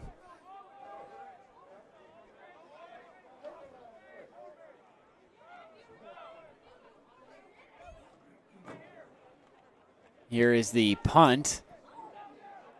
It's going to be fielded at the 45, but no room to return there. No, smart, fair catch, caught the ball. Fair catch. Really ran up about 5 yards. Good news is we saw Willoughby on the sideline. I think he's standing next to the head coach, so that's a good sign. That's a good sign. He may not come back in this game. He was holding his shoulder a little bit, but hopefully he's in good shape and get ready for the next week's game.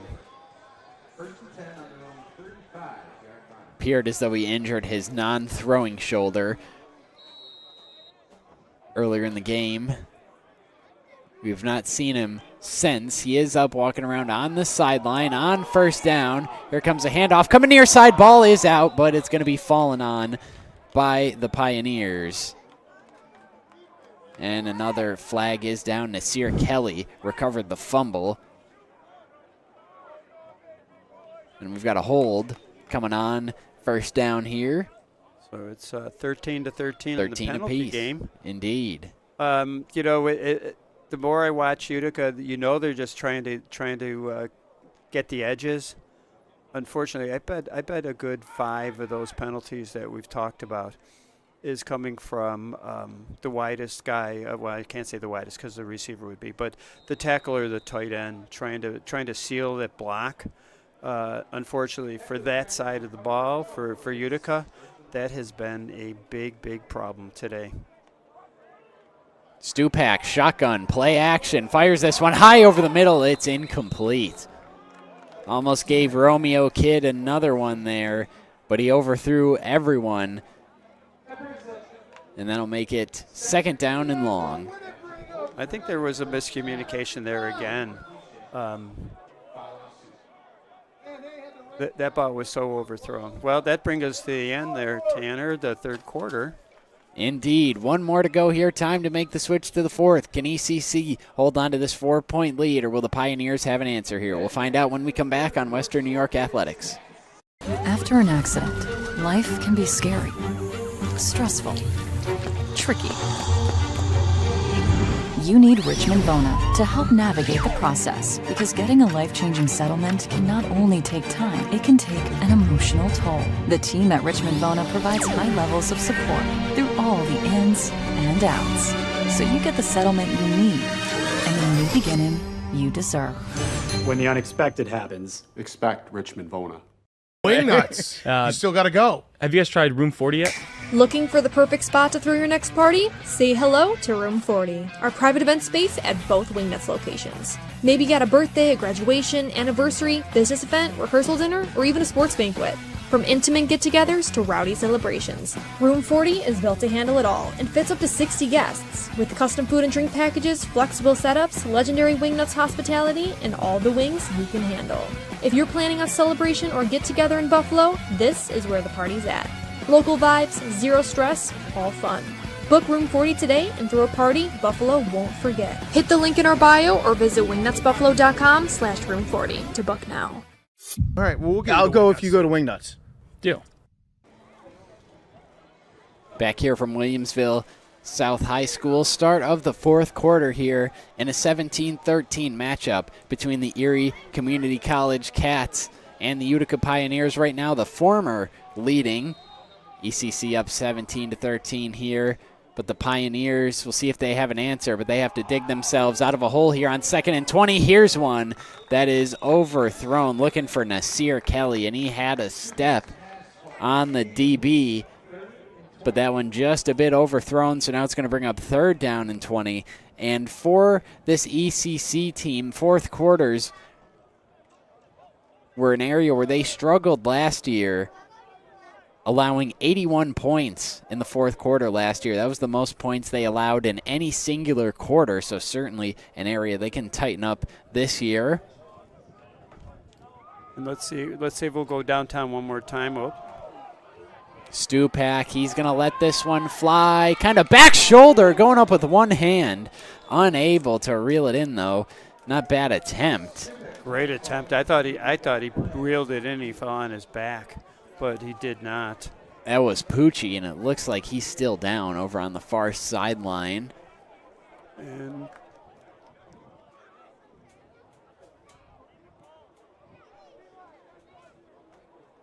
the Cats have been penalized for jumping off sides. as we can see, Pucci is their number one receiver. Nice route runner, tall. He high pointed that ball and almost brought it down. That was penalty number 14. It was offsides, so now we'll have 3rd and 15 here. And did we get another one? Yes, we did. False start. That is the 28th penalty of the game, according to our unofficial stat keeping. 14 apiece. That is a lot of penalties. For a false start, that pushes them back to the 25-yard line, where it's 3rd and 20. So back to 3rd and 20 here. And it's Stupak in at quarterback. He's been splitting that responsibility with Ty Benjamin.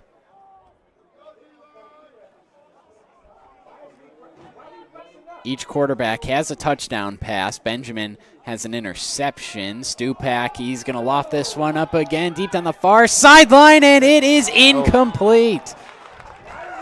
Jarred out at the last second. I thought he had the catch there, but I said caught it, but no. I think when he came down, the ball got jarred out, or the ground itself bounced it out. But those are nice throws.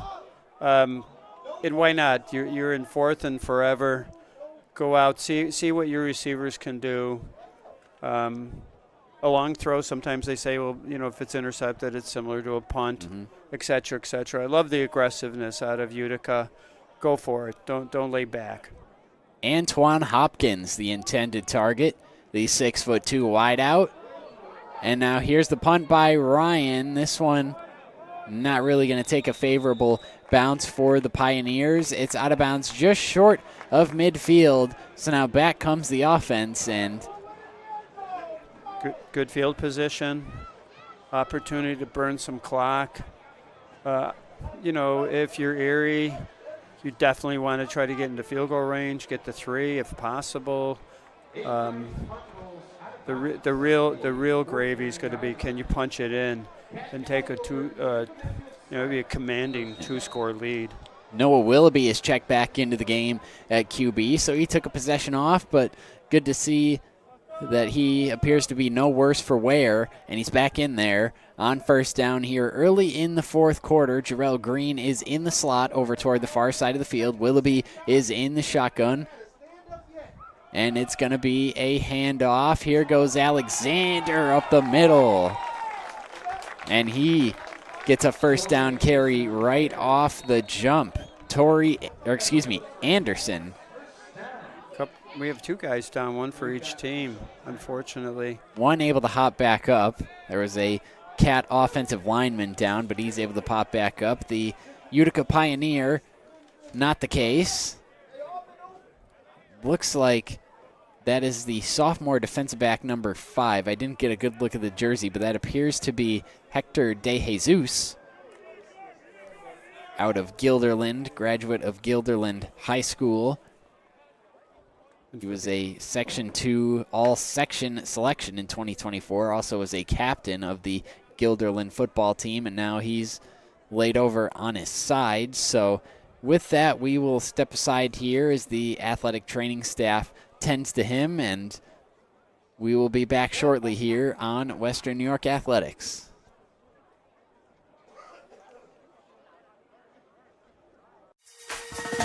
Build your next connection. Earn your next internship.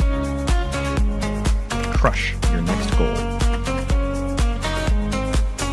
What will you do next? Logistics Plus is a global transportation provider headquartered in Erie, PA with locations worldwide, including right here in Western New York. Logistics Plus is consistently recognized as a fast-growing transportation and logistics company, great supply chain partner, top freight broker, leading project cargo manager, and a great place to work. With a strong passion for excellence, our 500-plus employees put the plus in logistics.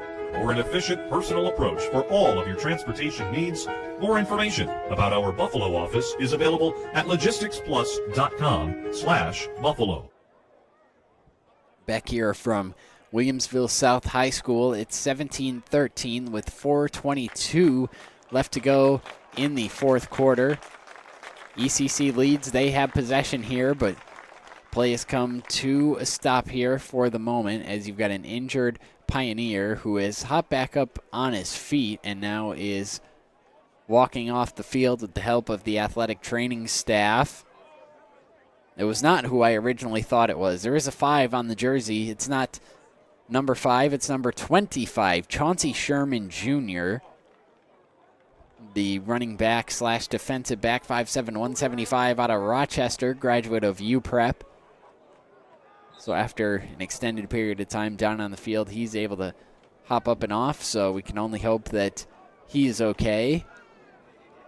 So Tanner, on good thing we have only the highest, fastest computerization up here. Any case, Google came up with this for D1, the most penalties on both teams in the game, 36.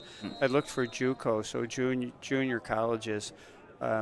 Unfortunately, they couldn't dig it up. So 36 is a lot, and today we have 28. 28, so maybe we'll push past the D1 record. Hopefully not. We'll see what happens. Here's Willoughby in the shotgun. The give is to Anderson. Showing off some nice patient running there. I think that ball came out. Number 8, Tori Anderson on the carry. Tackle made by number 90, LaFerald Hines made the stop at the 34-yard line. It's going to be second down. One thing I like about Anderson is a running back. He's come in this fourth quarter. His legs are constantly churning, always moving forward. He's got great body lean. When you tackle him, he's getting you that extra yard or two. Good-looking young running back. Here's the snap, play fake. Willoughby had to get rid of it quick, and it is caught and dragged out of bounds there. That pass was caught by Anthony Bowman. And you got to credit Willoughby there. He was under siege, but still was able to maintain his composure and get that ball off and move the chains. I'll tell you one thing about Willoughby. We've seen him over the years because he's a local product. He's hard to bring down. He's got a good base. And as you said, I thought the Utica defender was just going to flip his legs. He's strong. He wasn't going to go down. And, man, he just put a bullet in there. It's a great throw. First down, and that quarterback running back exchange there, a little sloppy as Anderson tapping his chest like that one was on me. Luckily, they were able to fall on it, but it is going to be a 2-yard loss. That ball came backward towards Willoughby. Disastrous. If a running back on the handoff fumbles forward, you really don't know what's going to happen to it.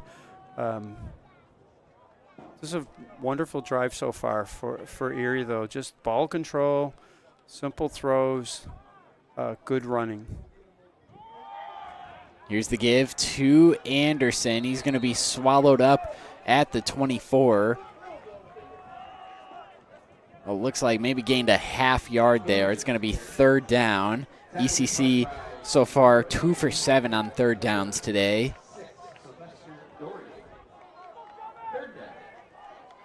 Another thing I like about Anderson, he's got patience. You can see him slow. He kind of not stutter steps, but slow steps, I would call it, looking for the hole and then bursts through. Unfortunately, had that little fumble there, but other than that, looks like a really nice prospect.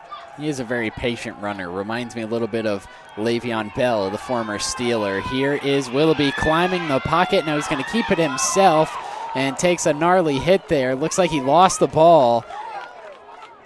And I believe the Cats maintain possession. Everything I love about him, but I think I would have loved him not to be running the ball when he had a little shoulder injury. And unfortunately for Willoughby, he's down. Yep.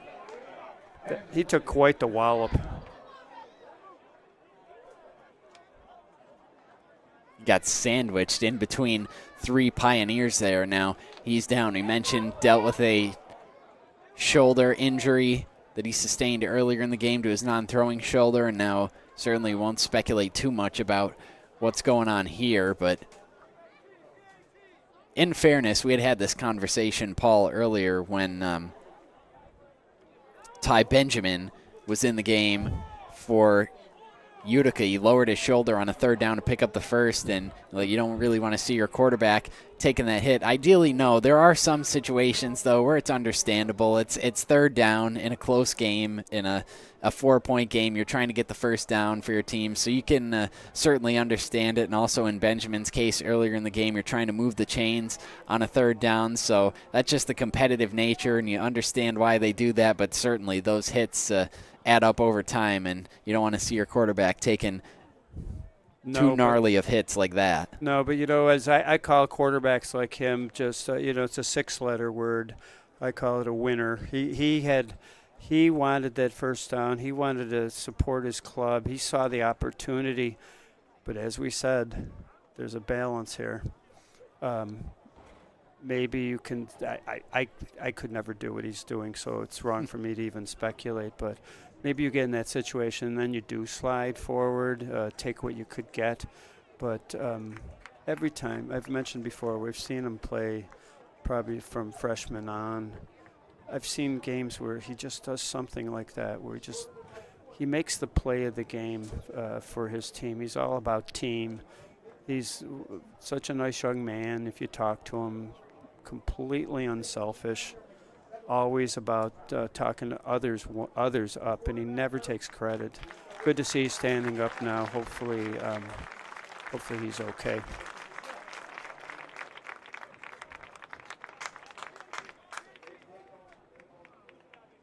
He's going to come off to the Cats sideline under his own power here, and they'll work on him. And with 10:47 left in the 4th quarter, I wouldn't imagine we'll see him back in this game today, but hopefully he doesn't have to miss extended time. They'll take him over to the makeshift medical tent and work on him over there. But it's going to be 4th down and short as we return to action here on the field. Carney comes out for a field goal attempt. It's his first field goal attempt of the day. He's perfect on PATs, and he missed that one. No good. Well, that's good news for the Utica side.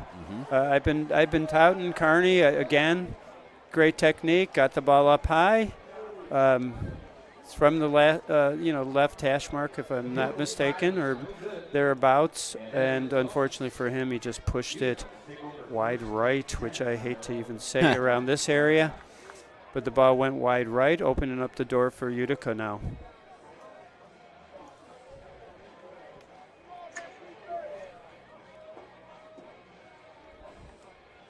Well, 10:33 left in the fourth, and there is the aforementioned Ty Benjamin.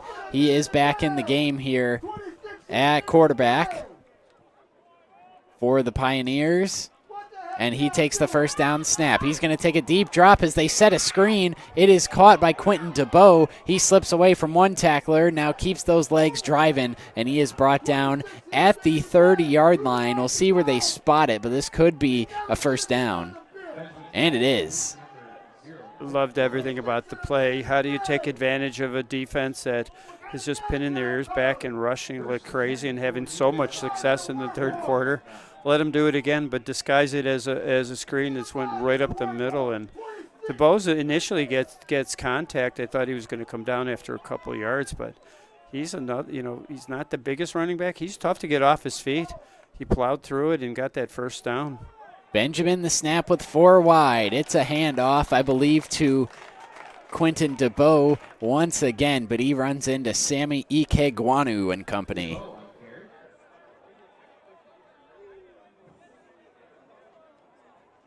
That's a collision you like to watch in football, right?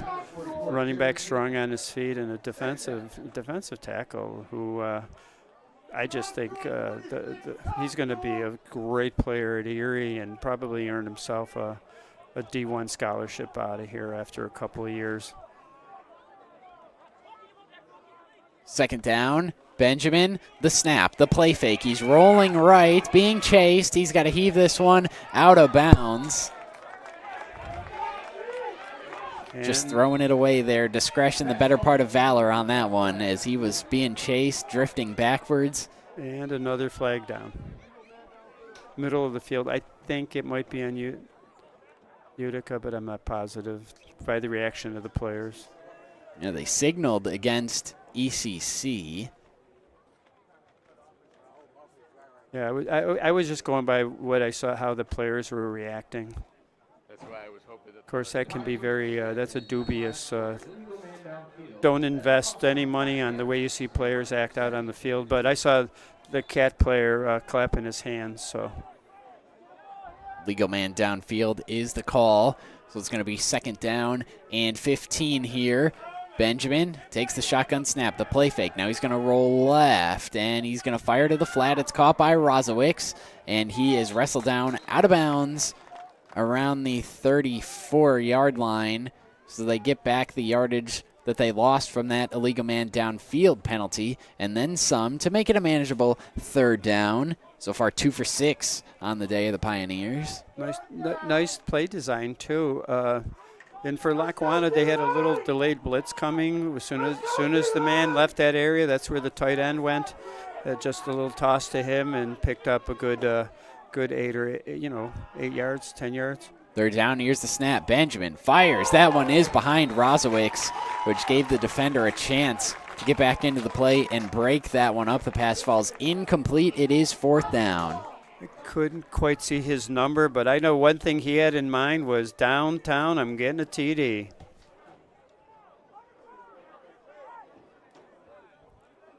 Nice PBU there. So it sets up fourth down, and Aiden Ryan will come back out onto the field to boot this one away. That was a dangerous throw.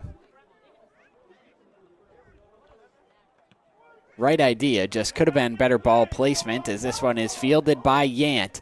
And Yant gets stood up there and now driven back at their own 40-yard line. Good play by Yant receiving that ball. It was low trajectory. It was dropping. got in position, received that ball on the punt and moved forward another 5 yards. If he lets it bounce, I guarantee you that thing was going to go for another 10 to 15 yards the other way. So, as I mentioned before, the special team coordinators, they're going to be happy with the second half play of their squads, doing a nice job on both sides. And then it was covered very well also on the kicking team. So, a lot of kudos, a lot of flowers to throw out to both sides there. And Che back in the game here at quarterback. I believe Willoughby is still over around the medical tent, has his shoulder pads off, so his day is probably done. Here's Che. He's going to throw. That one is high. It's intercepted. Taken back by the Pioneers. That one hung in the air for some time, and it is picked off.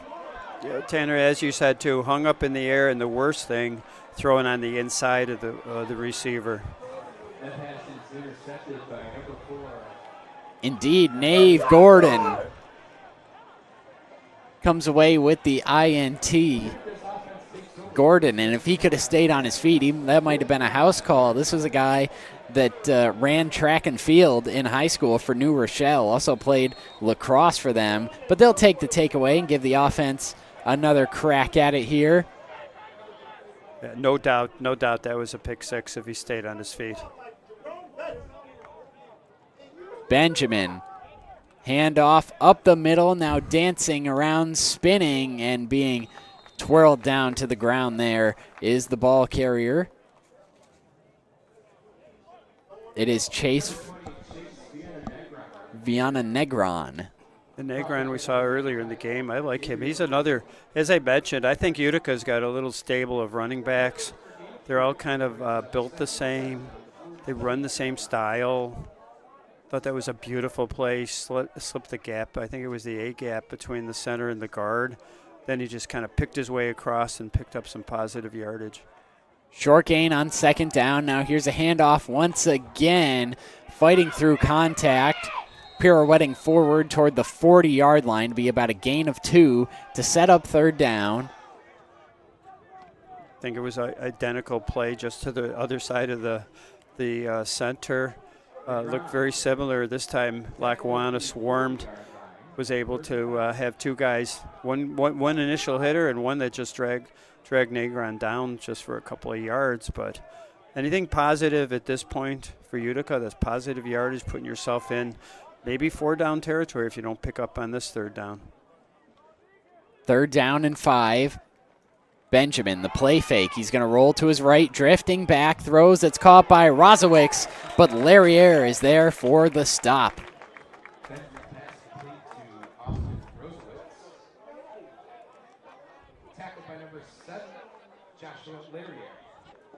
Joshua Larriere makes the stop. So Utica now 2 for 8 3rd down. This is their first 4th down attempt of the game, and they are indeed going to keep the offense out on the field.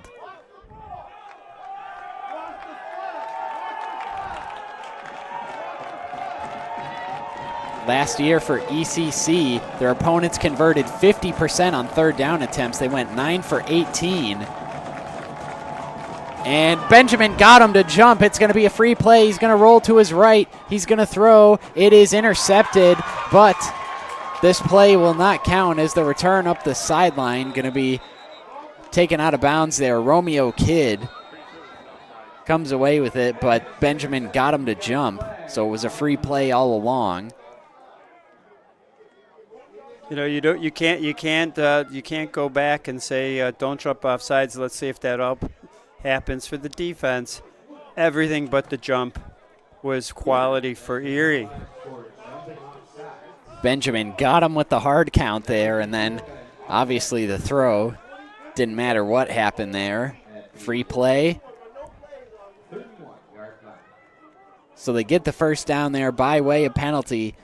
Nice job with Benjamin there, catching him with the hard count for this game's 30th unofficial penalty. And Tanner, you know, as far as Utica goes on this drive, I think it's 4-down territory all the way out. It's less than 5 minutes left, or just over 5 minutes left in this game. Field goal won't do them any good. They need a touchdown. So if you're Erie, you're gonna have to stop them 4 times. First down carry for Negron. And dare I say, if you're on the Erie side, no penalties if you want to win this game, guys.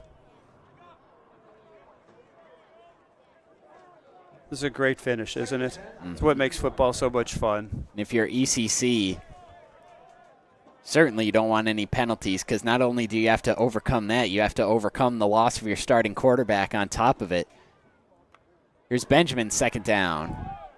Takes the snap, drops back. He's going to show off the cannon. Going long. It's caught for the touchdown. Well, that put the rest by, drag it out minute by minute, second by second. What a throw. Perfectly thrown ball. Tremendous route. Got the inside of the defensive back. Receiver saw it all the way. DB did not get his head around. I believe that was number 13, Nasir Kelly, with the long touchdown there. First touchdown since the third quarter, where Noah Willoughby hit Tristan Park in the back of the end zone. But now Benjamin gets his second passing TD of the day and puts the Pioneers on the high side. What a pretty throw. With the PAT pending. Snap down. Kick is up, and it is blocked once again. And I believe Romeo Kidd got the block, and that ball might have caught him in the family jewels there as he's holding down around that area. Well, I don't know if I could top that, but let's take a look at that touchdown. Benjamin just drifting back a little bit and then lets that one go. Beautiful play there, finding Nasir Kelly for the touchdown to put him on top. And then on the PAT, Paul, you had mentioned it earlier. Again, this one, the snap was fine. The ball just comes out low once again. Yeah, on that throw too, I think he threw it off his back foot, as a matter of fact. I don't think he came forward at all with his lead foot. It was all arm. That was a beautiful play, beautiful throw, receiver awareness. The Erie defender just never got his head turned around. I don't know if he could have maybe made a play on the ball. Whatever, it doesn't matter. Utica scored. Now, how about another side of this? This story we're telling today? Is there going to be a redemption for the Erie kicker, for the field goal kicker? Get in field goal range, put it through, you're up by 1. We'll see what happens as the play goes on. So only 4 minutes, 50 seconds left. Now here's the kickoff. It's going to be fielded by Yant at around the 11-yard line. And now Yant on the return here gets up past the 35 and then is brought down. I know Erie, or at least I know one Erie player that wishes he was out there right now. It would be Willoughby. And wouldn't you know it, he's standing out on the 30-yard line. Shoulder pads are back on. He's going out there. Well, what do I know? You know what? Good for him. So a different redemption story then, maybe. Who knows? Who knows what it'll outlay. But this is a great finish. This has been a great game other than the penalties. Back and forth, some great long throws. I think the cornerback room and the safety rooms are going to get a little talking to tomorrow morning in the film room. But overall, just an entertaining game, the way football should be. Willoughby directing traffic here. He takes the shotgun snap on first down, rifles this one to the near flat. The pass is caught.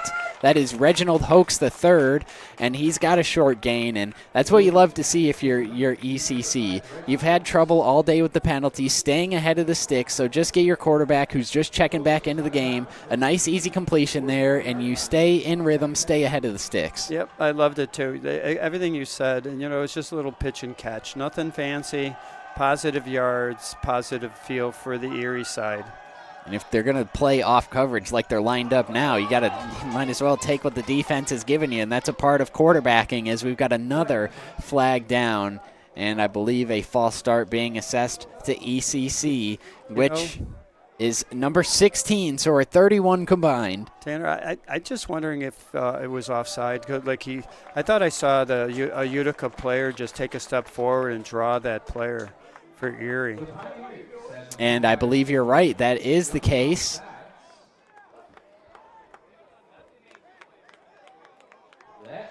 I think the Utica end with number 92 was in the neutral zone, but once he did that, the tackle popped up. Number 92 is Ali Mendoza, the freshman defensive end out of Hoboken, New Jersey. So it's 1st down and 10. Fresh set of downs here for the Cats after the penalty. From their own 49, Willoughby takes the snap, the 3-step drop, pumps. Now he's got to step up. He fires this one over the middle. The pass is caught and inside the 30-yard line there. Another 1st down for the Cats. It's Kylie Scott Harper. What pocket awareness. He had Willoughby had danger all over all sides of him. He kept his head, kept his eyes forward, and just a bullet thrown. And one thing I've noticed about Willoughby throughout this game is he does not panic if his first read's not there. You saw it. He pump faked. He was able to maneuver the pocket, step up, find probably a second, third read on the play. So he's very good, even when his first option isn't there. Here goes the handoff. Warburton lowering the shoulder. He won't go down. Cameron Warburton. Talk about an angry run right there. Gets it down to the 15. That was a violent run, and I was thinking, my God, that looked like a freight train at the end. Just spun and just kept his legs churning and picked up another 4 yards. Just what the doctor ordered here for ECC. They needed a little bit of a shot in the arm. Willoughby comes back into the game after an interception by the backup quarterback, Thomas Che. You get Warburton, who has been a load all day. The Pioneer defense has not had much of an answer for him when he's been in the game. And now here's a snap that's high. It's corralled by Willoughby. He's got to roll to his right. Willoughby trying to angle inside, puts his foot in the ground and slip down there. Might have been able to salvage a yard out of that play. That's okay. I think that was a pretty smart idea. Don't just toss the ball. He had some people right on his tail. Just hold on to it. There's always time for another play when you start off with 1st down. I was going to mention, I really felt like, so we go back 2 plays. The pass, I watched the Pioneer defensive backs really lay down some lumber. Hard hitting. Love to see it on defense. And then number 42 comes back in. I'm sorry, 26. Warburton gets the ball, and you know what? He breaks to the second, then the 3rd level, and he decided to lay a little lumber on those defensive backs. Makes football so much fun to watch. And not if you're a defensive back and he's bearing down on you, but for us certainly it is for the fun to watch fans who him love the rock. football and love hitting. Man, you couldn't ask for anything better. And if you're 2 minutes left in this game, if you're a hometown Erie SUNY Cat fan, that you can't get any better than this on your opening day. Keep in mind, this is the JV team from Utica, but they're a D3 program. You're a junior college program. You'd like nothing more than to punch this ball in, get the touchdown, and win this game. Show your big brothers that, you know what, you might be in a bigger division, but we can handle ourselves. So and in our talk with the coaching staff prior to the game, particularly talking about the defensive line, they said if the D-line on varsity wasn't so deep, a lot of these guys on the D-line for Utica would be starters. Yep. Here's Willoughby, give to Warburton, and right on cue, the defensive line makes a play there as they drop him for a loss. Andrew Lake came in just off the edge, untouched, made no mistake. Even if you come in untouched and you have to tackle that young man, that's still nothing given. That was a great tackle.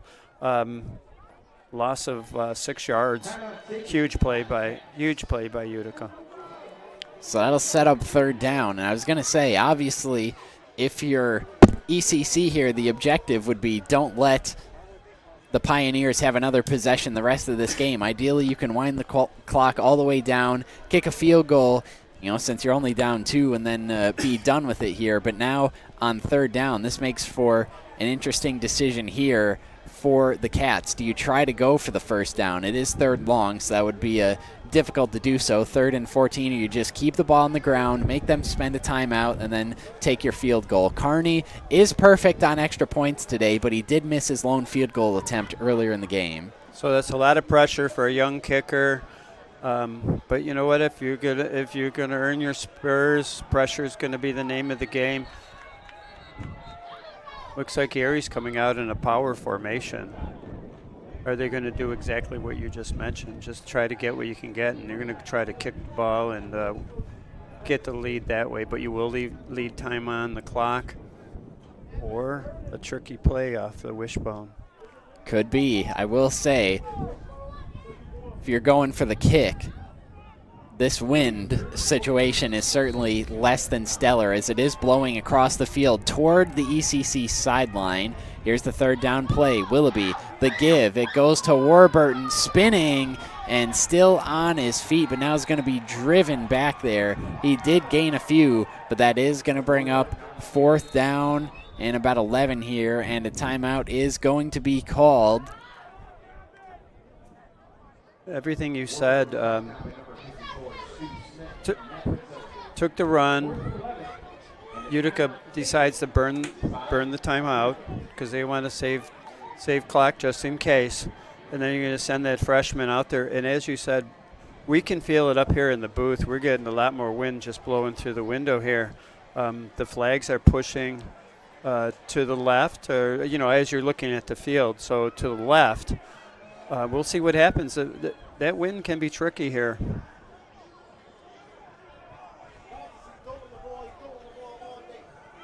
Carney, as I mentioned, unblemished when it comes to PATs, but he did miss his lone field goal attempt. We'll see if he can answer the bell here as the field goal unit does come on.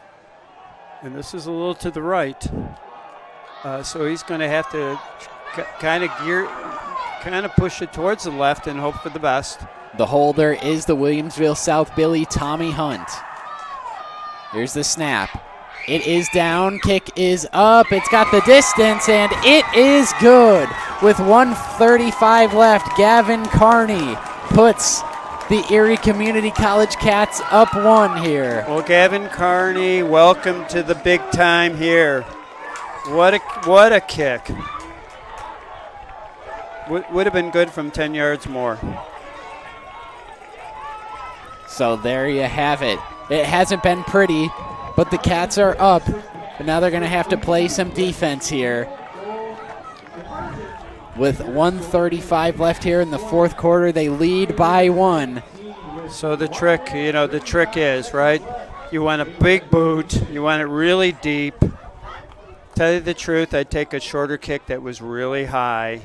Get my coverage underneath, and let's play some defense. If you're Erie, Utica's had some really nice returns today.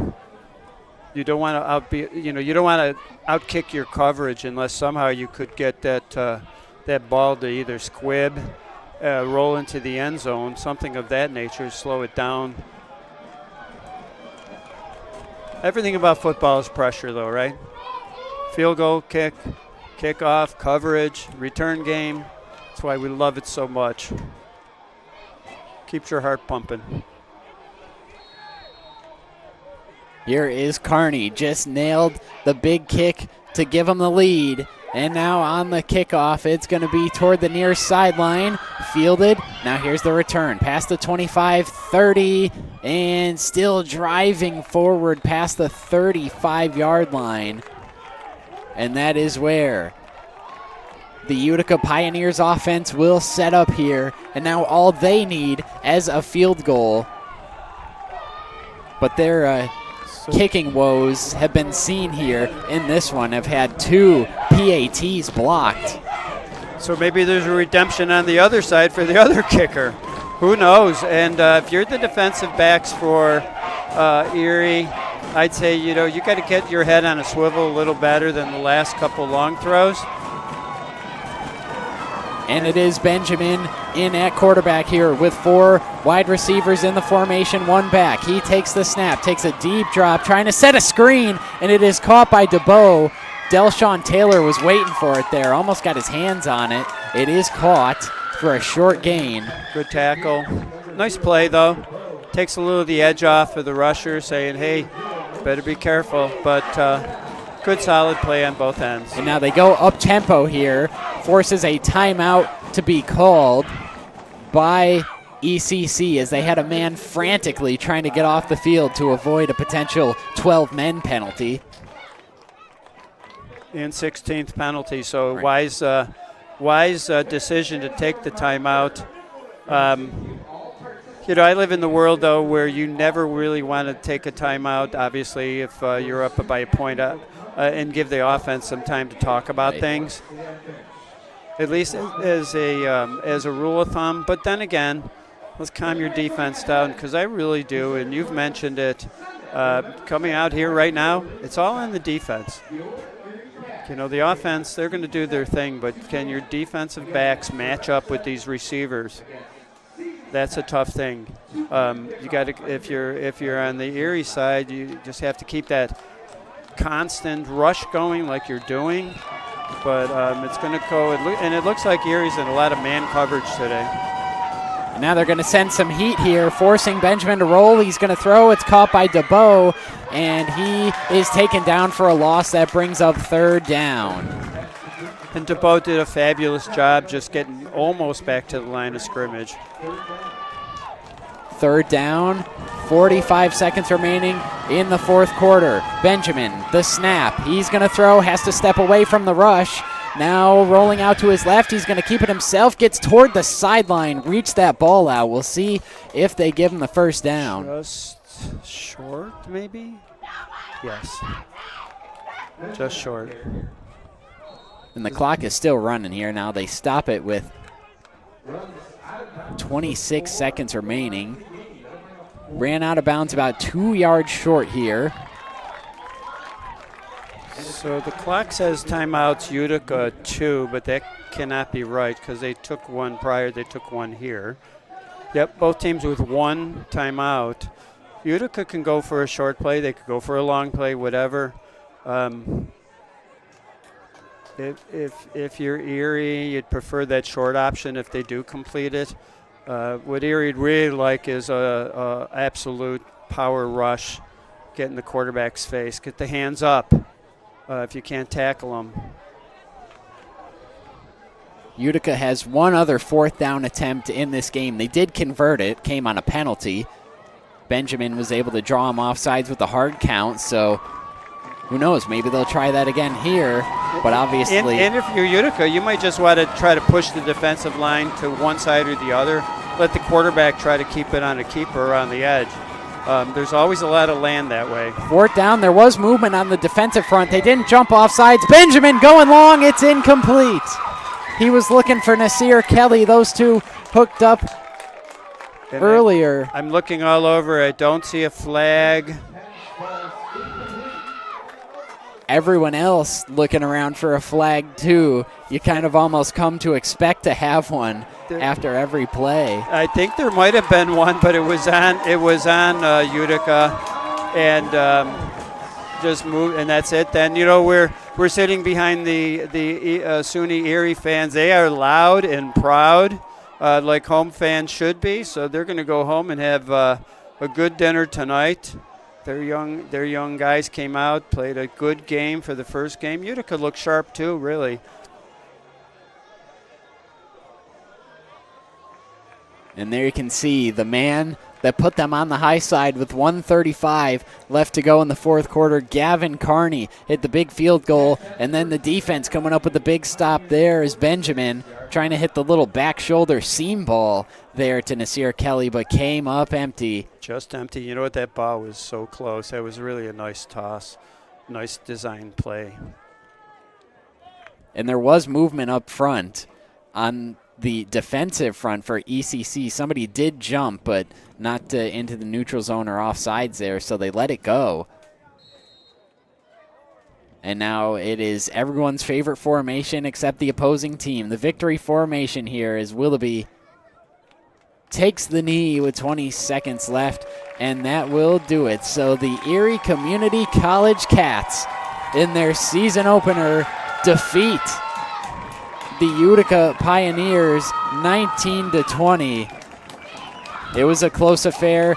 These two teams, the last time these two teams met up, it was last year, September 1st. Needed extra time to settle the score in that one. Utica came away on the high side their last meeting, 43-36 in overtime. But now the Cats get the better of the Pioneers here, and they move to 3-1 in the last 4 meetings between these two teams. Well, I was just thinking, so, if you had to pick a player of the game, which is always difficult, obvious, will it be the quarterback getting knocked down twice, comes back in, leads to points scored. The kid kicker knocking it through, redeeming himself for his miss. Think about the defense. I would really just say this was a good team win for Erie coming out for your first game. You had great plays on both sides of the ball that led to victory. The Utica team, they got a lot to be proud of. Yeah, you can see they're a well-oiled machine. Unfortunately, both sides need a little bit more oiling because the sheer number of penalties just slowed everything down. But kudos to both sides. Good entertainment on a Sunday. Great weather, great facility, great game.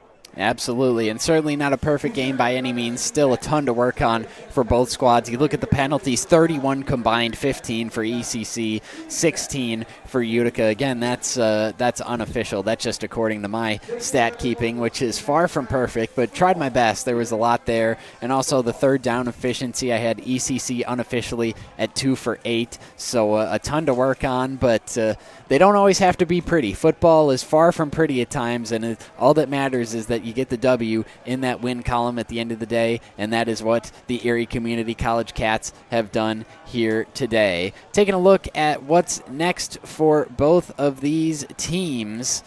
ECC will host Stevens Tech next Sunday, September 7th at 2 p.m. We'll have that game for you as well. And Utica will host Union next Sunday at 1 p.m. That's going to do it for us. For everybody in our broadcast crew, including our camera operators, Russ Battaglia and Mario Hall, our on-site technical producer, Tim Gardner, and my color man, Paul Catrona, this is Tanner Saunders saying thank you for listening to this presentation of some college football here. ECC Cats come out victorious 20-19 over the Utica Pioneers. We'll see you next time here on Western New York Athletics.